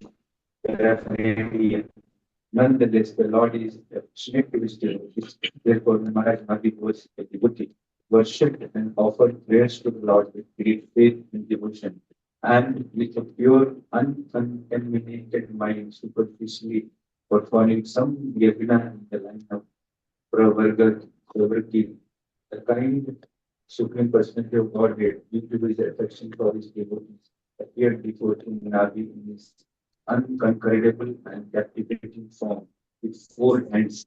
In this way, to fulfill the desire of his devotees, Supreme Personality of God and manifested himself for his devotee. This body pleases the mind and hands of. Okay, so wonderful verse, Prabhupada, right? So this translation says there are 7 things which we can do to obtain the mercy of the Lord. But interestingly, one cannot obtain the Lord through this. You can obtain mercy of the Lord. You can obtain some favors from the Lord by offering some benedictions, by offering some articles. But you cannot achieve the Lord. And वो temperature थोड़ा बढ़ा दीजिए उसका बंद करेंगे तो किस पे हो? हाँ तो 25 का करिए. So the Lord is pleased only by devotion. Bhaktya mam abhijanati. Nothing else pleases the Lord. Although Krishna, he tells Uddhava in the 11th canto that you offer me all the ingredients, all the nice paraphernalia, but with devotion. That devotion is the active ingredient which pleases the Lord. It is not the article which pleases, it is the devotion with which the article is offered. That pleases the Lord. Of course, if we have no capacity to offer anything, whatever man may be offer kariye, bhavagrahi janardhan. But if we have the capability, we can offer the best of the paraphernalia with the devotion. If devotion is not there, Krishna will not accept. नालं द्विजत्वं देवत्वं ऋषित्वं वा सुरात्मजा प्रीणनाय मुकुन्दस्य न वृत्तं न बहुज्ञता न दानं न तपो न इज्या न शौचं न व्रतानि च. All these things, they don't please the Lord. Dvija, if somebody is a great rishi. Deva, vritta, if somebody is wealthy. Bahugyata, if somebody is knowledgeable. Na danam, by charity. Na tapa, na ijya, offering articles. न शौच, offering, staying clean, न व्रतानि च. इन सब से नहीं होते हैं प्रसन्न. किससे होते हैं प्रसन्न? प्रियते अमलया भक्त्या. So Prabhupada in the purport, he emphasizes on that principle. Lord is pleased by devotion. And as these sages, their priests were offering beautiful, beautiful articles, the Lord appeared. Next verse describes the beautiful form of the Lord. Translation, please. Lord Vishnu appeared before King Nabi with 4 arms. He was very bright and he appeared to be the best of all personalities. Around the lower portion of his body, he wore a yellow silken garment. On his chest was a mark of Srivatsa, which always displays beauty. He carried a conch shell, a lotus flower, disc and club, and he wore a garland of forest flowers and the Kaustubha gem. He was beautifully decorated with a helmet, earrings, bangles, belt, pearl necklace, armlet, ankle belt, and other bodily ornaments, bedecked with radiant jewels. Seeing the Lord present before them, King Nabhi and his priests and associates felt just like poor people who have suddenly attained a great riches. They received the Lord and respectfully bent their heads and offered him offered him things in worship. Hare Krishna. So here the word used is Purusha Vishesh. He appeared as the topmost of all living beings.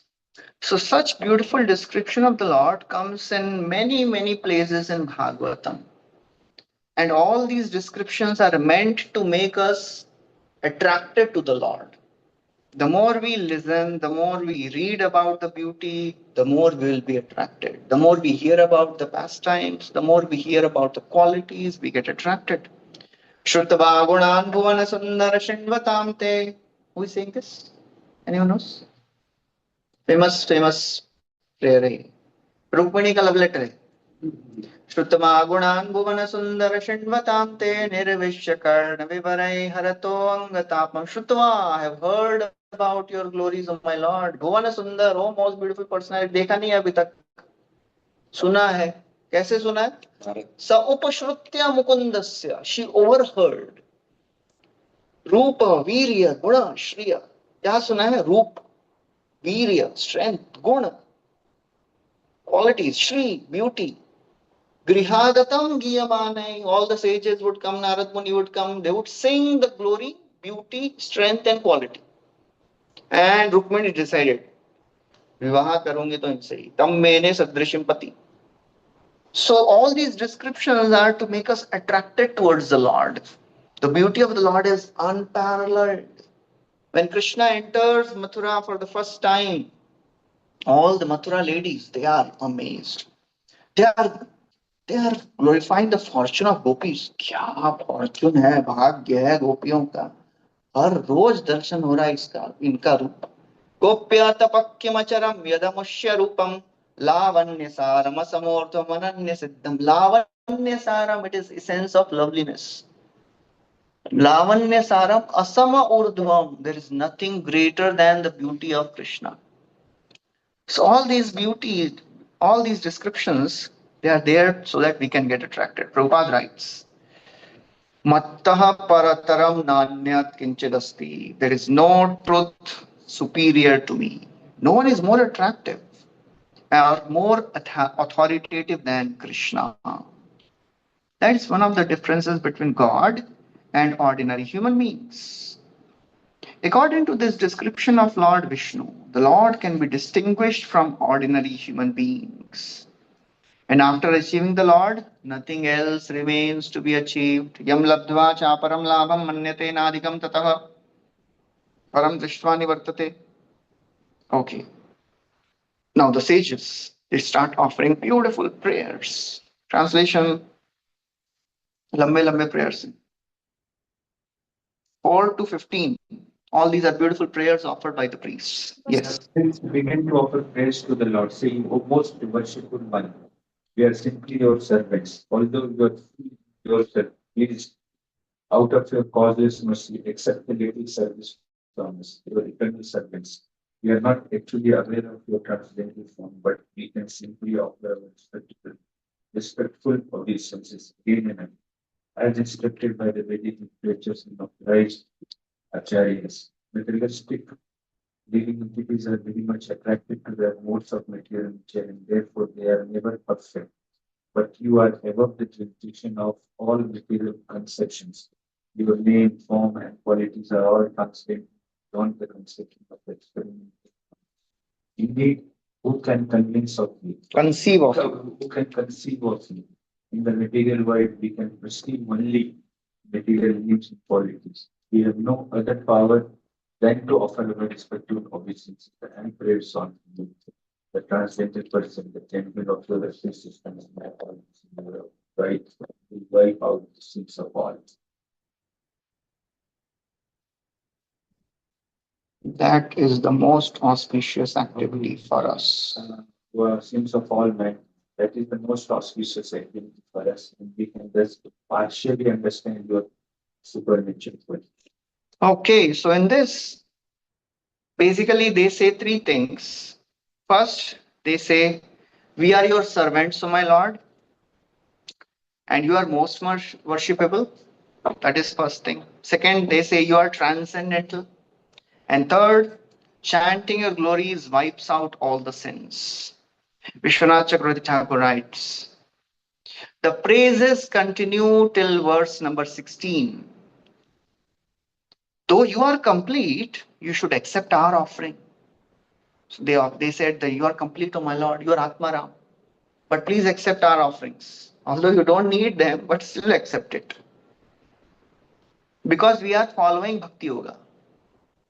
Though we do not request to attain you directly, since we have material desires.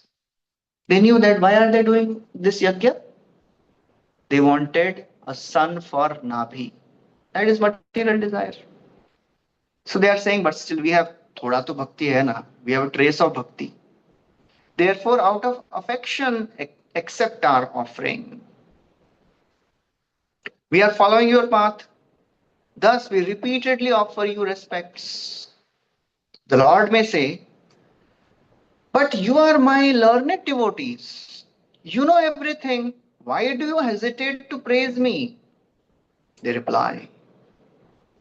In the material world, there are praises, making comparisons between your face and the moon. But who can describe your form by using material words? Actually, one of the acharyas, they say that when the Lord is glorified by material things, when Lord is compared with moon, Krishna Chandra, or he is compared with lotus flower, actually that is not glorification of the Lord, that is insult. Because Lord is much more, unlimited times more beautiful than flower or the cooling rays of moon. It is insignificant. But Lord mercifully accepts it. So therefore they say, how can we compare with you with moon or things of this world? What then to speak of actually making verses of praise from these material components? If we are making some praises with these material things, it is actually your insult. It is not glorification. So the Lord may say, okay, if you can't use material things, he says, then describe my form using spiritual objects. If you can't describe me using material objects, describe me using spiritual objects. They say, we are made up of material gunas, so we cannot describe you with spiritual objects. It is impossible for the intelligence. Our mind is absorbed in Rajogun, Tamogun, Sattvagun. Sattvagun is also material only. So therefore, how can we glorify you using our intelligence? Therefore, one should only glorify you partially for your qualities, such as affection for your devotees. Because the Lord is affectionate to his devotees, he destroys all their sins, even by partial glorification. They continue then. So Prabhupada writes in the purport, Prabhupada also writes a long purport. He says, the Lord has nothing to do with material things. It is also described by Shankaracharya, Narayana Paro Avyakta. Narayan is beyond the material modes of nature. How to perceive the Lord? Ata Shri Krishna Namadi na bhaved grayam indriyai. We cannot perceive the Lord using our senses. The Lord is called as Adhokshaja. Akshaja, which can be perceived by senses. Adha Akshaja, who is beyond the perception of senses. So how to know the Lord? Sevon mukhehi jihva. Seva se milte hain bhagwan. Bhaktya mama abhijanati. So Prabhupada writes all this. Okay, next verse translation. We have engaged in your worship with many things.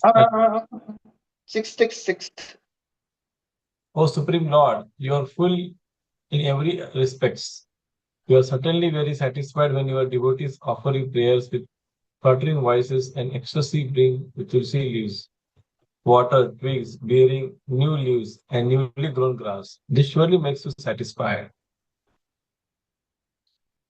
So they say, although it is impossible to glorify you, praise you, but you are so wonderful that you are satisfied by simple things. Just tulsi, little water, some leaf, patram, pushpam, phalam, toyam. You are satisfied with that. That's the beauty of the Lord. So Prabhupada writes, one does not need great wealth, education, and opulence to satisfy the Supreme. Patram pushpam phalam toyam yome bhaktya prayachati. Prabhupada quotes this Gautamiya Tantra verse. Tulasi dala matrena jalasya chulukena va vikrinate svatpanam bhaktebhyo bhaktavatsalaha. Who spoke this? Who chanted this verse?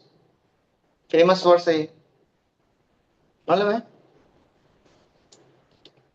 Anyone online?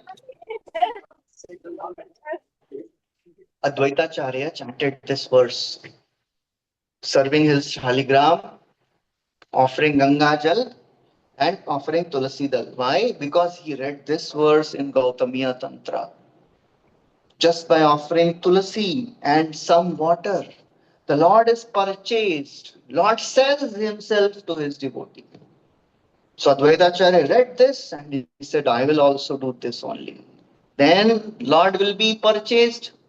Then I'll tell him, come here. Next verse translation.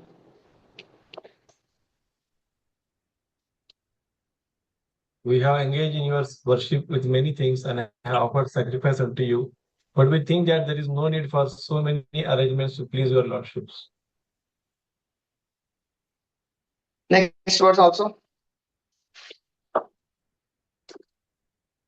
All of life's goal and opulence are directly or self-sufficiently, unceasingly or unlimitedly increasing in you at every moment. Indeed, you are unlimited enjoyment and blissful existence itself. As far as we are concerned, O Lord, we are always after material enjoyment.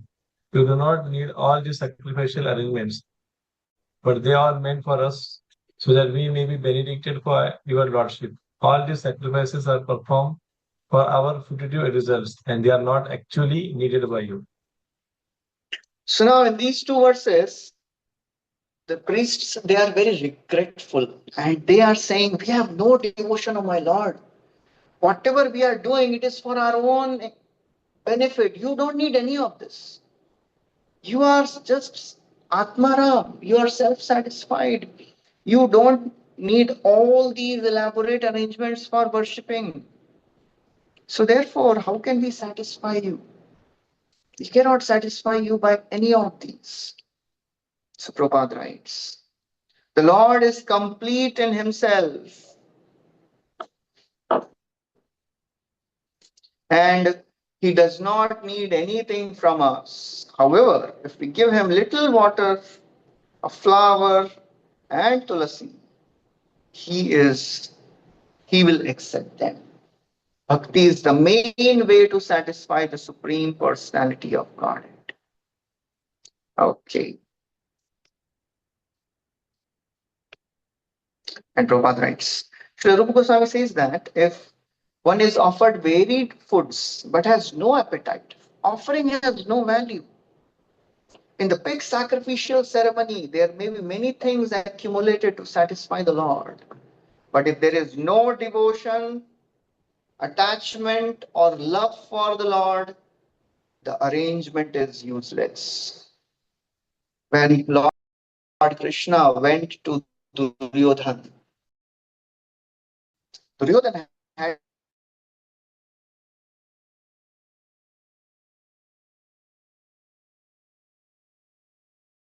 so many. I will satisfy Krishna and then I'll ask whatever I want. So Lord said, look, somebody eats in two conditions. If somebody is hungry or if somebody is given with love or devotion. I am not hungry and you don't have love for me. So why should I eat?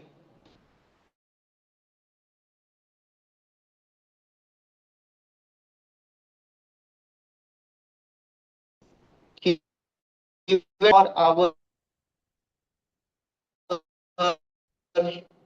articles, he is hankering for our love and devotion. Because Lord is Atmaram. He will accept only devotion. So priests, they were thinking that we have no devotion. And then in the next paragraph, next purport, 8th verse purport, Prabhupada writes that if we are not offering something to the Lord, it is all waste. Yagyathat karmano anyatra loko ayam karma bandhan. Shukdev Goswami also says, Tapasvino danaparaya shasvino manasvino mantra vidosu mangala shemam na vindanti vinaya darpanam tasmai subhadra shavase namo namaha. Whatever qualifications one may be having, if somebody is a great tapasvi, great charitable, very famous, very learned thinker, if somebody is not offering to the Supreme Lord, Shemam na vindanti vinaya darpanam, inko nahi arpan karenge, it is all waste.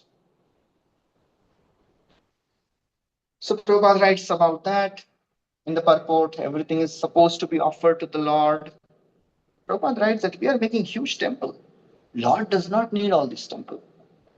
It's like one time Prabhupada went to one place and one reporter asked Swamiji, there are so many big temples. Why are you making another temple? Actually, he was doing a press conference and he was doing it in a very big hotel. Prabhupada was doing. So this reporter asked Swamiji, Sadhu in India is supposed to be very simple. He stays in a small hut. Why are you doing such a big conference in 5-star hotel? Prabhupada said, I can sit under a tree and give class. Will you come to here? Will you come to take interview? Because you need to see something big. That's why I'm arranging. People are attracted by big things. That's why all these big arrangements are to be made. So therefore, big temples Lord doesn't need, but for preaching purpose, we have to make it so that people can get attracted. And we can see here, मंदिर में अभी तो Sunday को तो शाम को मतलब अंदर घुसने का जगह नहीं रहता है ना, वो बाहर से लोग देख के चले जाते हैं बहुत सारे, इतना भीड़ रहता है. So, big structure attracts people. Of course, preaching activities are there, but the structure attracts people a lot. That's why Prabhupada made big temples. कि बड़ा temple बनाओ, लोग आएंगे, दर्शन लेंगे. वही होता है. And then you can catch them. लोग आएंगे नहीं तो पकड़ेंगे कैसे? Devotee कैसे बनाएंगे? So that's how it is. Prabhupada writes, if we engage our money in constructing a gorgeous temple, we are freed from the reactions of our endeavors. This is for our benefit. In addition, if we attempt to do something nice for the Lord, He is pleased with us and He gives us His benedictions. In conclusion, the gorgeous arrangements are not for Lord's sake, but for our own sake. That's how it is. He is pleased by devotion. Okay. So the priests may say, but then the Lord may say, then why I have been satisfied and made my appearance before you? Because you are saying that you have no devotion and we are asking material things. So why I have appeared? So expecting this, they tell in the next verse, we have appeared by your causeless mercy, O my Lord. It is none of our qualification. It is only by your causeless mercy that we have appeared. We have no qualification. Translation, next verse. O Lord of Lords, we are completely ignorant of the definition of earth, Kam, and moksha, the process of evolution, because we do not truly know the goal of life. You have appeared personally to us like persons of seeking worship, but actually you are present for this. Just so we can see, you have come out of the abundant for this person of our interest and give us the benefit of your personal learning points. of our liberation. You have come, although you are not properly worshipped by us. You have appeared out of your prakarsha karunaya. The word used here is prakarsha karunaya. Out of your immense, abundant, causeless mercy. We have no qualification. Whatever we have received, this process of bhakti, we have no qualification. It is just causeless mercy. If somebody feels, मैं तो बचपन से I was such a धार्मिक person, I was just waiting, कहो यार कौन आके मेरे को माला देगा. It is all mercy of the Lord. Chakravarti Thakur writes, just as the person in knowledge appears before those who are ignorant, though he has not been called. अरे उधर का नहीं किया, उधर नहीं किया. मैंने इनको म्यूट कर लिया. तो करना म्यूट कर लेते एक बार आपको करना पड़ेगा. 10 times. He says, just like a person in knowledge appears before a person who is ignorant, out of his own mercy he appears. So you are also so very merciful. You appear in front of us just by your mercy. It is none of our qualification. We have not done anything because हमारा तो भक्ति नहीं है. We have no devotion. And you are not pleased by externals. So why you have come? By your mercy only. So the Lord, after hearing all this, he said, okay, in any case, ask for benediction. क्या चाहिए बताइए. मांगो, वरदान मांगो. So that's what he says. Now they ask benediction. Next verse. 10th verse. O most worshipful of all, you are the best of all benefactors. Your appearance is not to sacrificially analyze for our validation, because you have seen us, you have been seen by us, you have bestowed upon us the most abundant. So ये लोग बोलते हैं, oh Lord, आपने सबसे बड़ा वरदान already दे दिया. You have appeared in front of us. Your darshan is benediction. You don't want anything. Sthana vilashi tapasi sthito ham tvam praptavana deva munindra guhyam काचम विचिन्वन नपि Divya Ratnam स्वामिन कृतार्थोस्मि वरम न याचे. कौन बोल रहे हैं? कांच के टुकड़े. कौन बोल रहा है? काचम विचिन्वन. After I have seen you, O my Lord, I don't want anything. Dhruv Maharaj. Yeah, yes. So Sridhar Kolevich, when he was asked by Lord Sri Chaitanya Mahaprabhu, Sridhar asked for benediction. Sridhar says that I don't want anything, my Lord. Ask something, I can give you. You want heaven? क्या चाहिए आपको? Heaven चाहिए. You want Ashtasiddhis? What do you want?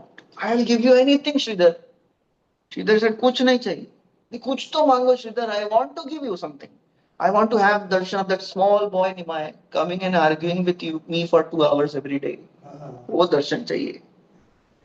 So that is a devotee. Darshan is like in Damodar Leela also is described.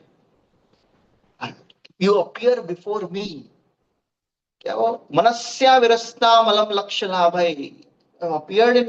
You appear in front of me. That is the greatest benediction. पहले तो बोलते हैं मन में आइए. उसके बोलते हैं सामने दर्शन दीजिए. So devotee does not want anything of this world. न पृष्ठम न च पारमेष्ठ्यम न सार्वभौमम न रसाधिपत्यम न योग सिद्धि अपुनर्भवम. This shloka comes 3 times in Bhagavatam. Which shloka? एक ही चीज आता है 3 बार. न पृष्ठम न च पारमेष्ठ्यम न सार्वभौमम न रसाधिपत्यम न योग सिद्धिर अपुनर्भवम. समंजसत्वा विरहय कांक्षम. एक बार वृत्रासुर बोलते हैं. Yeah, Vitrasur says. Second time, Nagapatnis, they offer same prayer. Third time, Uddhava also says the same thing in 11th canto. So that is the devotee. He doesn't want anything. Was darshan dijiye. Was that is greatest benediction. Vrittasana means which canto? 6th canto. 6th canto. And the 10th canto, Nagapatnis. After Kalia is delivered. Prabhupada writes, Nij Purusha Ikshana Vishaya. In Bhagavad Gita, Krishna says, Samoham Sarvabhuteshu. So Nij Purusha Ikshana Vishaya means you are the object of vision for devotees. Prabhupada writes, the Lord is equal to everyone. He appears to show mercy to his devotees. So basically, Krishna appears just to satisfy his devotees, to nourish his devotees, to give darshan to his devotees. Okay. So now, feeling obliged, in 11th verse, the priests, they point out the rarity of Lord's personal presence. How rare it is, oh my Lord. You have appeared directly in front of us. This is the rarest of the rare thing. Translation. Dear Lord, all the great sages who are thoughtful and saintly persons incessantly recount your spiritual qualities. These sages have already burned up all the unlimited dirty things, and by the fire of knowledge strengthened their detachment from the material world. Thus, they have attained their qualities and are self-satisfied. Yet, even for those who feel spiritual bliss in chanting your attributes, your personal presence is very rare. So they give such great list of qualification कि आपका worship कौन कौन कर रहा है. Such great personalities who are thoughtful, who have burnt all their contamination, free from ego, asangas nishit gyan amal vidhut ashesh malana. They have burnt all their contamination. They have burnt, they have all the detachment. Second, bhavat swabhavanam. They have attained your qualities. They are atmaram.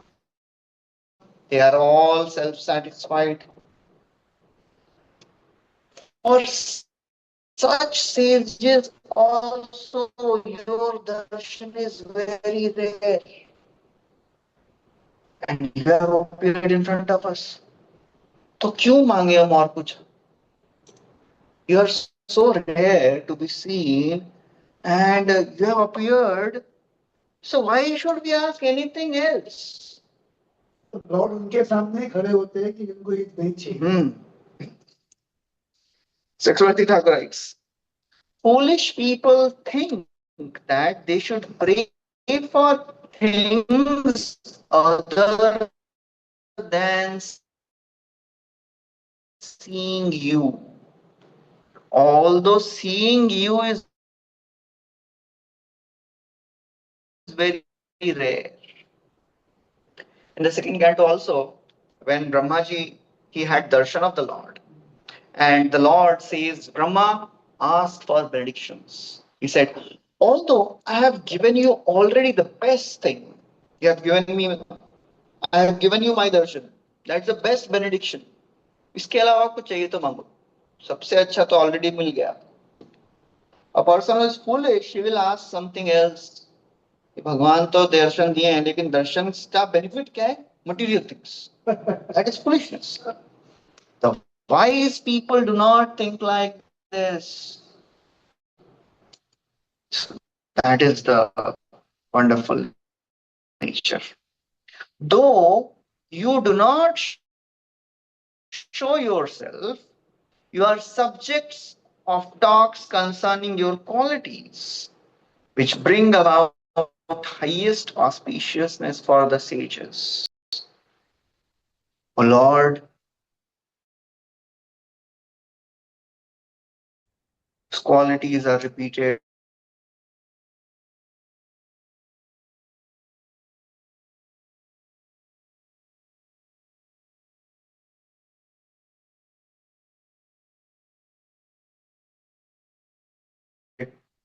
recited. The more we hear about the Lord, the more we get purified. The more we chant the glories of the Lord, and that vibration enters our ears, pravishta karna,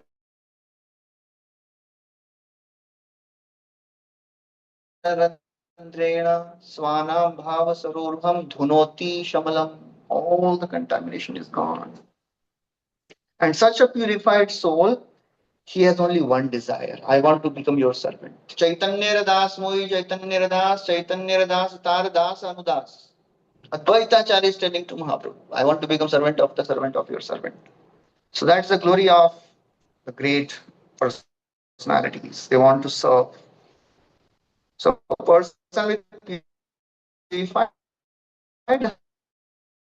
heart, he will have only one desire, seva.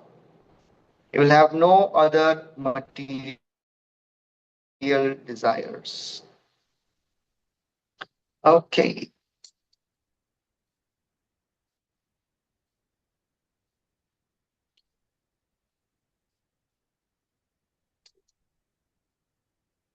So basically in the 11th verse purport, Prabhupada gives a sequence of what happens when one is purified. So when somebody starts worshipping the Lord, first thing is he becomes freed from the sins. And when is freed from the sins, then the Lord is pleased. Then the Lord gives blessings and he gives benedictions. And when the benedictions are given, the heart is purified and ultimately one is liberated. So that is the sequence of events which happens. Okay, next verse, translation. Dear Lord, we may not be able to remember your name, form, and qualities due to stumbling, hunger, falling down, yawning, or being in a miserable disease condition at the time of death, when there is a high fever. We therefore pray unto you, O Lord, for you are very affectionate to your devotees. Please help us remember you and utter your holy names, attributes, activities which can dispel all the reactions of our sinful lives. Such a wonderful prayer they are making. They are saying, oh my Lord, हम लोग याद नहीं कर पाएंगे. Please make us remember. Like Mukundmala Stotra, Kulakshekar Maharaj says, famous verse. Krishna Todiya Pada Pankaj Panjarantam Natve Ume Vishati Manasa Rajamsa. Now I am fit. Let me die now, so that I can remember you. Prana Prayana Samaye Kapavata Pitta Kantavarodana Vidauka Smarana Kutaste. So very difficult to remember Krishna at the time of death. Prabhupada writes, the success of life is Ante Narayan Smriti. So therefore, make us remember. Make us remember you. Vatadi yadi doshena madbhakto na chamam smaret aham smarami madbhakta nayami paramam gatim. If because of something, Vat adi dosh, I cannot remember the Lord remembers us. He makes us remember him. So that's the beauty of Krishna. Okay, next verse translation. Dear Lord, here is a great King Navi, whose ultimate goal in life is to have a son like you. Your Lordship, his position is like that of a person approaching a very rich man and begging for a little grain. Maharaja Nabi is so desirous of having a son that he is worshipping you for a son. Although you can offer him any exalted position, including elevation to the heavenly planets or liberation back to his body. So although they know that it is improper to ask material things, but we are obliged to ask because that's why we performed this yajna. So they are feeling a little ashamed and they are saying, ये बेचारा नाभि आपके सेवा कर रहे हैं. He wants a son. So they are ashamed to ask this. Chakravarti Thakur writes, this saintly king, the sponsor of the sacrifice, desires a son. Though he can get a son by worshipping Devtas also, he worships only you. That is the quality of a devotee. I can get sense gratification by worship Devtas. I can get sense gratification by worship Krishna also. But a devotee will worship only Krishna for sense gratification if he wants. Kama, Sarvakam, Dakshakam. Whatever a devotee wants, Tivra Bhakti. So the Lord may say, but I will also give him Swarga or liberation. So fearing this, they say, Oh my Lord, though you are the Lord of Swarga and liberation, he does not want Swarga, he does not want liberation. He wants just sun. And he doesn't want an ordinary sun. He wants sun like you. This is his foolishness. Just as a man desiring some husk pursues a wealthy man, desiring a son, he worships you. मतलब कोई अगर अंबानी के पास जाएंगे बोलेंगे 1 रुपया मिलेगा. So that is the condition. भगवान के पास जाके क्या मांग रहे हैं? Son. He wants a son. And for worship, getting a son, he is worshipping you. It is like a person who goes to a king and he says, Sora, give me a little husk. So it is useless, it is foolishness. We continue. Next verse. So interestingly, although the devotee sometimes asks material things, but the Lord also fulfills the material desires of his devotees. Just like in third canto Kardamuni, he was worshipping the Lord for what? For wife. पत्नी चाहिए. यहाँ पे क्या? पुत्र चाहिए. भगवान उसके लिए भी आ जाते. So that's how the Lord, he does everything for his devotees. The Lord has himself told repeatedly, whatever you want, come to me. You want wife? You want son? You want wealth? क्या चाहिए आपको मेरे पास आओ ना, I'll do everything. But the beauty is satyam dishati arthitam arthitvaninam naivarth doyat punararthitam. He will give in such a way that the devotee will not ask for that same thing. He will purify the heart of a devotee. So the nature of gifts which are received from the Lord, they have the quality of satisfaction. The material things, they don't give satisfaction. If the Lord gives something, it gives satisfaction. Oh. It will not create hankering, and it will create love for God. So you ask material things from God, but that material thing will purify the heart. So that's the beauty of worshiping the Lord for material things. So therefore here Nabi wants a son. So if one chants with material desires, they may get material desires fulfilled. If one chants without material desires, they will get love of God. Getting material desires fulfilled and getting love of God, it may take a long time. Devotee will get love of God also, but थोड़ा ज़्यादा समय लग जाएगा. If somebody says, "No, I want material things only," okay, no problem. Worship the Lord. Don't leave the worship of the Lord. You will get material things, and in due course of time, you will be purified for sure. So that's how it is. तो अभी हमने देखा ना कि अभी ज्यादा satisfaction हुआ ही नहीं. ब्रह्मा ने दिया हमको इतना. So that's how when we worship Devtas for material things, that never gives satisfaction. Okay, so Prabhupada writes in the Bible. We have discussed 14th, right? 14th translation we have not read, no? Dear Lord, unless one worship the lotus feet of great devotees, one will be conquered by the illusory energy and its intelligence should be bewildered. Indeed, who has not been carried away by the waves of material enjoyment, which are like poison, the illusory energy is unconquerable. No one can see the path of his material energy or tell how it is working. Okay. So now the priests, they reveal the reason for Nabhi's material desire. Yeah, why Nabhi is asking for material things? Because he has not associated with your devotees. That's why he has material desires. Chakravarti Thakur writes, "This is not his fault, O my Lord, whose intelligence is not covered by your Maya,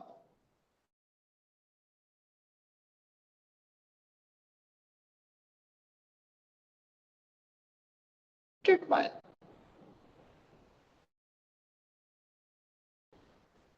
And if somebody's intelligence is not covered, they can see things clearly.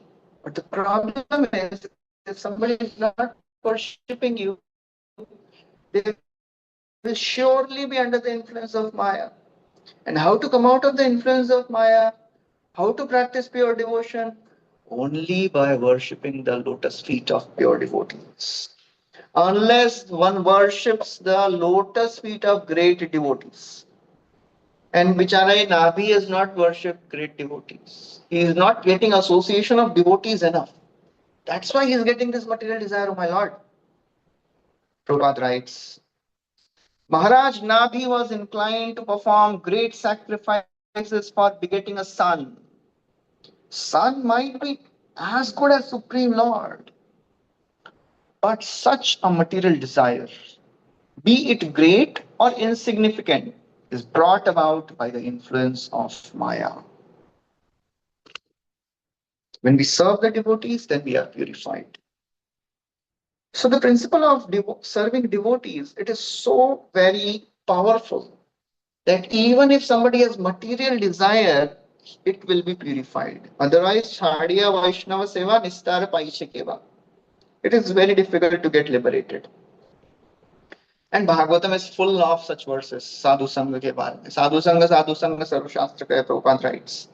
Anywhere else we have heard about the glorification of association.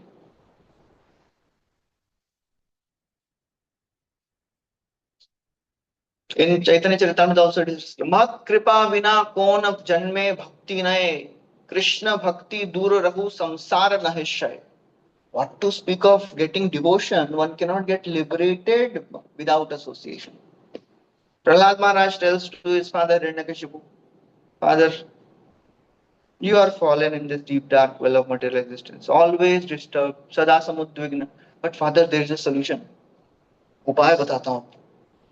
Devotees का dust रखिए आपके sir पे. नैशम मतिस्तावत उरुक्रमांग्रिम. उससे ही होगा आपका उद्धार. Mahyasam Padarajobhishekam. Prabhupada quotes that. Okay. So the Lord, he may say that all of you are devotees, right? He is getting your association. They are saying that we are not devotees, we are just ordinary Brahmanas. We have no devotion. So therefore, we could not tell him what is pure devotional service. The more we associate with pure devotees, the more we understand. Prabhupada writes, a pure devotee is akinchan. He has no material desire to enjoy the world. Bhat Seva really purifies. Example, Dhanur Das ka story hai. Lord, that is, वो तो Ramanujacharya gave mercy. वो तिरुमंगई अलवर का story है. तिरुमंगई अलवर का story मालूम है ना आपको? He was a dacoit. Then he became the tax collector of the king. And he got attracted to one lady. And he said, I want to marry her. तो अभी क्या करें? He went to her and said, I want to marry you. She said, I will marry only a Vaishnav. Vaishnav कैसे बनते हैं? So Vaishnav, I'll become a Vaishnav, don't worry. In 1 week, I'll become a Vaishnav, I'll come back. She goes to the priest of Srirangam, Ranganath, says, I want to become Vaishnav, make me a Vaishnav. ठीक है, तिलक लगाओ, कंठी माला पहनो, Vaishnav हो गया. So he comes back and says, I've become Vaishnav now. So she says, this is not the way Vaishnava is. Vaishnava means you serve 1,000 Vaishnavas, feed 1,000 Vaishnavas every day for 1 year. Then I will marry you. This 1,000 Vaishnava, na, I will feed. पकड़ के खिला रहे सब वैष्णव. And he had 4 friends. He had 4 associates, his 4 disciple dacoits. They had mystic siddhis. One of that had a siddhi of opening any lock. Other had a siddhi of walking on water. Other had a siddhi of reading the mind of others. 4th person had a siddhi of catching the shadow of anyone. So in some time, all the money they had was exhausted. अब वैष्णव को खिलाएंगे कैसे? So they started looting all the people who were making money by wrong means, using all these siddhis. In due course of serving Vaishnavas for 1 year, he got transformed. He forgot all the marrying business, he became a sadhu. He became Tirumangayaluvar. So that is the power of Vaishnava Seva. Maharaj Pratap Rudra, he served Ramanand Rai. He got pure devotion. So, झालं की खेळणं? खेळ करता आलं की नाही? Okay, next verse translation, please.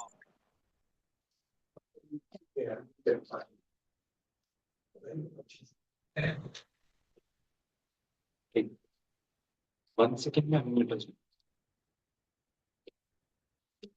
Translation, 15th verse. Oh Lord, you perform many wonderful activities. Our only aim was to acquire the son by performing this great sacrifice. Therefore, our intelligence is not very sharp. We have not experienced in ascertaining Christ's goal. By inviting you to this negligible sacrifice on clear motive, you have certainly committed great offerings at your lotus feet.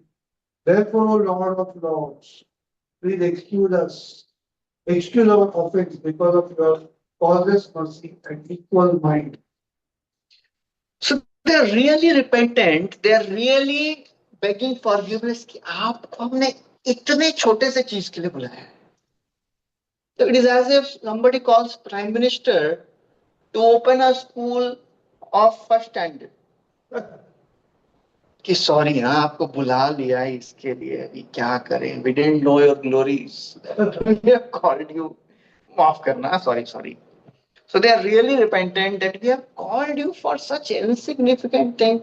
ये कौन please बोल रहे? ये सब priest से बोल रहे हैं अभी तक. Prabhupada writes, priests were certainly unhappy to have the Supreme Lord from Vaikuntha, to have called the Supreme Lord for such an insignificant reason. Because pure devotees, they never want to see the Lord unnecessarily. They never make Lord serve them.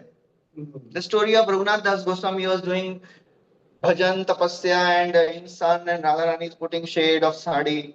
Then Krishna is protecting him from the tigers. So Sanatana Goswami says, what are you doing? We are meant to serve the Lord and you are making the Lord serve you. Please, उनको नहीं मालूम है. Please build a hut for you. एक तो अपना भजन कुटीर बनाइए. So that's how the pure devotee, he never wants that Lord should serve me. So they are really repentant. They are really begging forgiveness. Please forgive us. Prabhupada writes, the Lord is engaged in various activities and the pure devotee does not want him to whimsically see him for his own sense gratification. He simply depends on the mercy of the Lord. Those who want to see the Lord for material purposes, they are not pure devotees. Chaturvidha bhajante mam. Prabhupada quotes that verse. And he explains that. So therefore, these Ritvija means the priests, they know very well what is karma, what is bhakti, and we are doing karmic activity by calling you for material things. So therefore, they are begging pardon. Okay, next verse translation. Now the priests, they end. Yeah, translation please. Sri Sukadeva Goswami said, the priests who were even worshipped by King Nabhi, the emperor of Bharatvarsha, offered prayers in prose and bowed down at the Lord's lotus feet. The Lord of Lords, the ruler of the demigod, was very pleased with them and began to speak as follows. Next verse. The Supreme Personality of Godhead replied, O great sages, I am certainly very pleased with your prayers. You are all truthful. You have prayed for the benediction of son like me for King Nabhi. But this is very difficult to obtain. Since I am a supreme person without a second, and since no one is equal to me, another personality like me is not possible to find. In any case, because you are all qualified Brahmanas, Your vibrations should not prove untrue. I consider the Brahmanas who are well qualified with Brahmanical qualities to be as good as my own mouth. So I am the only one without a second. You want a son like me? Not possible. So I'll become the son of Nabi. And he says, Lord says that I consider Brahmanas worshipable. Anywhere else such glorification of Brahmanas is done by the Lord? We have heard somewhere else. No. So in the case of four Kumaras, Lord royally glorifies Brahmanas. And four Kumaras are thinking, is he happy with us or is he angry with us? इतना क्यों गुणगान कर रहे हैं? We have cursed his devotees. इनको तो गुस्सा होना चाहिए. ये तो बोल रहे हैं, अरे you are so fortunate. I can lop off my arm if its actions are found hostile to you.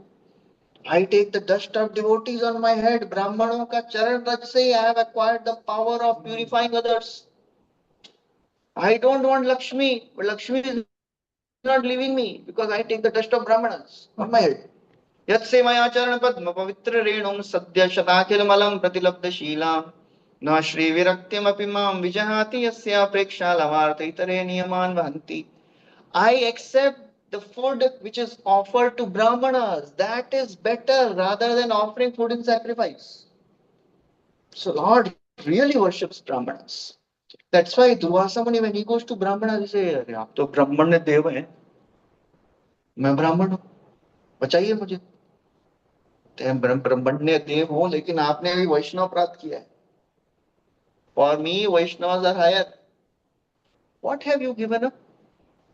You ran for your life, right? And Bichara, my devotee Amrish, he didn't even move an inch when you created a demon to kill him. What have you given? Ye dharadhar putra apta pranan vittam ivam param tyaktva maam sharanam. अरे ये लोग सब छोड़ के मेरे पास आते हैं, मेरे डिवोटी लोग. बताइए, दार आधार पुत्र आप्त प्राण भी त्यागने के लिए तैयार है. आपने क्या छोड़ा? So that is how the Lord worships Vaishnavas. So here he is glorifying Brahmanas, that all of you have spoken something, so I have to fulfill the desires, your words. Otherwise, if I will not respect the words of Brahmanas, who will respect? Okay, next verse. Since I cannot find anyone equal to me, I shall personally expand myself into a plenary portion. Thus advent myself in the womb of Meru Devi, the wife of Maharaj Nabhi, son of Agnidhara. Okay, he will expand as plenary portion. वो parliament में एक आता है plenary meeting, ऐसा कुछ तो आता है पार्लियामेंट में. Plenary presentation. Plenary means all the members of the parliament are present.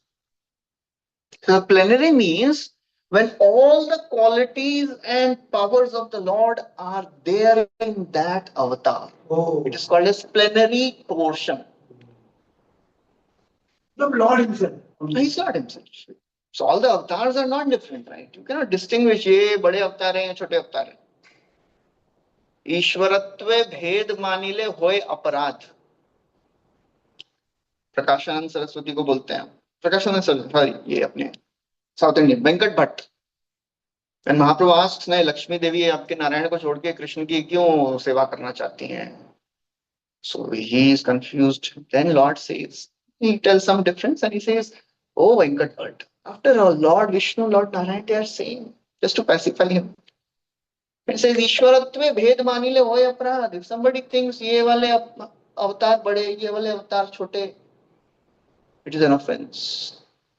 वो हरे कृष्ण हरे राम, ये राम कौन है? कौन है हरे कृष्ण मंत्र में? राम क्या है बताइए? Prabhupada says Balaram Ramiti. Ram मतलब ब्रह्मते इति. Based on the situation. तो कृष्ण ही है भाई. कृष्ण ही है. लोगों को सेटिस्फाई करने के लिए हम बोलते हैं राम है. अच्छा, लोगों को सेटिस्फाई करने के लिए बोलते हैं. अरे वाह, कोई अर्जेंट रहता है एकदम में Ram. It's a quality. They said so that is. Ram means Ram, Ram means Radha Raman, that is Krishna, and And Ram also means Ramya, I think Radharani. Okay, thank you. Prabhupada writes in one purport there, whether you call Lord Ram and accept him as Ramchandra, or you call him Balaram, or you call him as pleasing potency, there is no difference whether he is Balaram or he is Ramchandra or he is Krishna. It is all correct.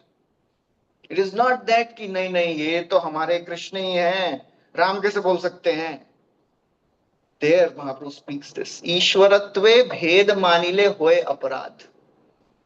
If somebody feels that ईश्वर में भेद है, ये विष्णु छोटे अवतार हैं और कृष्ण तो ऊपर वाले हैं ना, it is an offense.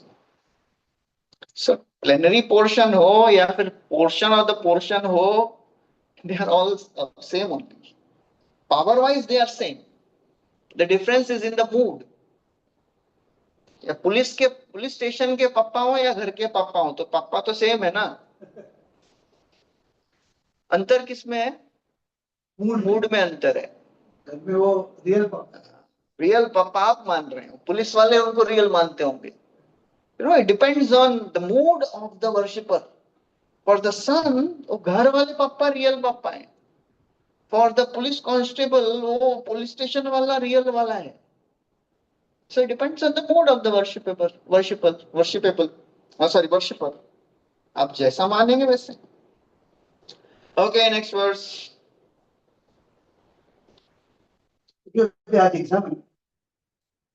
Exam है. Gurudev Goswami continued.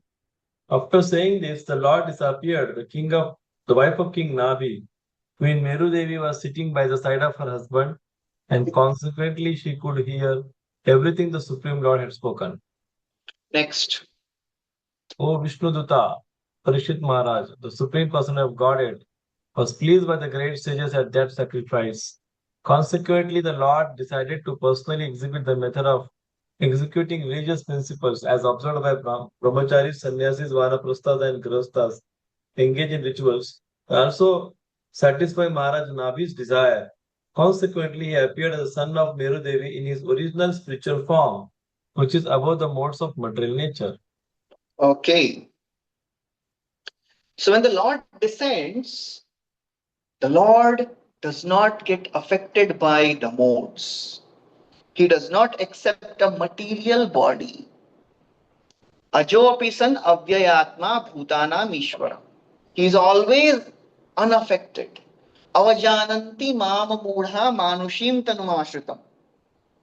A person, if he thinks that if he comes in the human form, that means he has lost his Ishwaratva. God is never contaminated by any material things.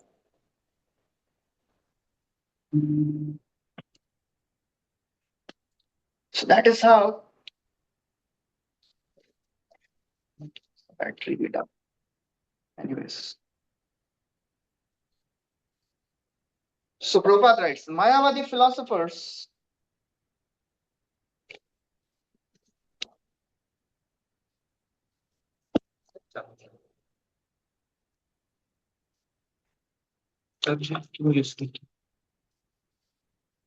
just a minute.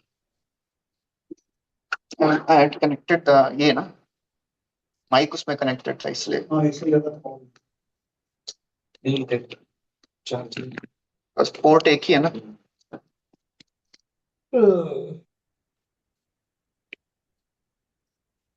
Okay, so इसका I hope it is audible. Is it audible properly?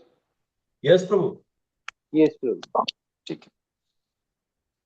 So Prabhupada writes, Mayavadi philosopher says that impersonal God appears in this material world by accepting a body in Sattva-guna. That's how Mayavadis they say. Absolute truth covered by mode of ignorance is avatar. Absolute truth covered by mode of passion is all the living entities. Absolute truth covered by mode of ignorance is matter. That is Mayavadi's understanding. So that is what Prabhupada writes here. What's the name? Absolute truth covered by mode of goodness. वो बोलते हैं ऐसा कि वो अवतार है. अवतार मतलब इज एब्सोल्यूट ट्रूथ, बट अभी कवर्ड हो गए. So that is how Prabhupada writes that. But the Lord never gets affected by the modes. He is Shuddha Sattva. He is Vishuddha. Sattvam Vishuddham Vasudeva Shantitam. So Prabhupada writes about that. Okay. So that's how this chapter ends. And the Lord appeared as the son of Meru Devi. Who is that great personality? That is Rishabha Deva. So that we'll discuss next time. Personality ना जैन लोग के जो In the originator of Jain mantra. Recording बंद करने के बाद बताता हूँ. Can stop the recording. Prabhuji, I had a question. It is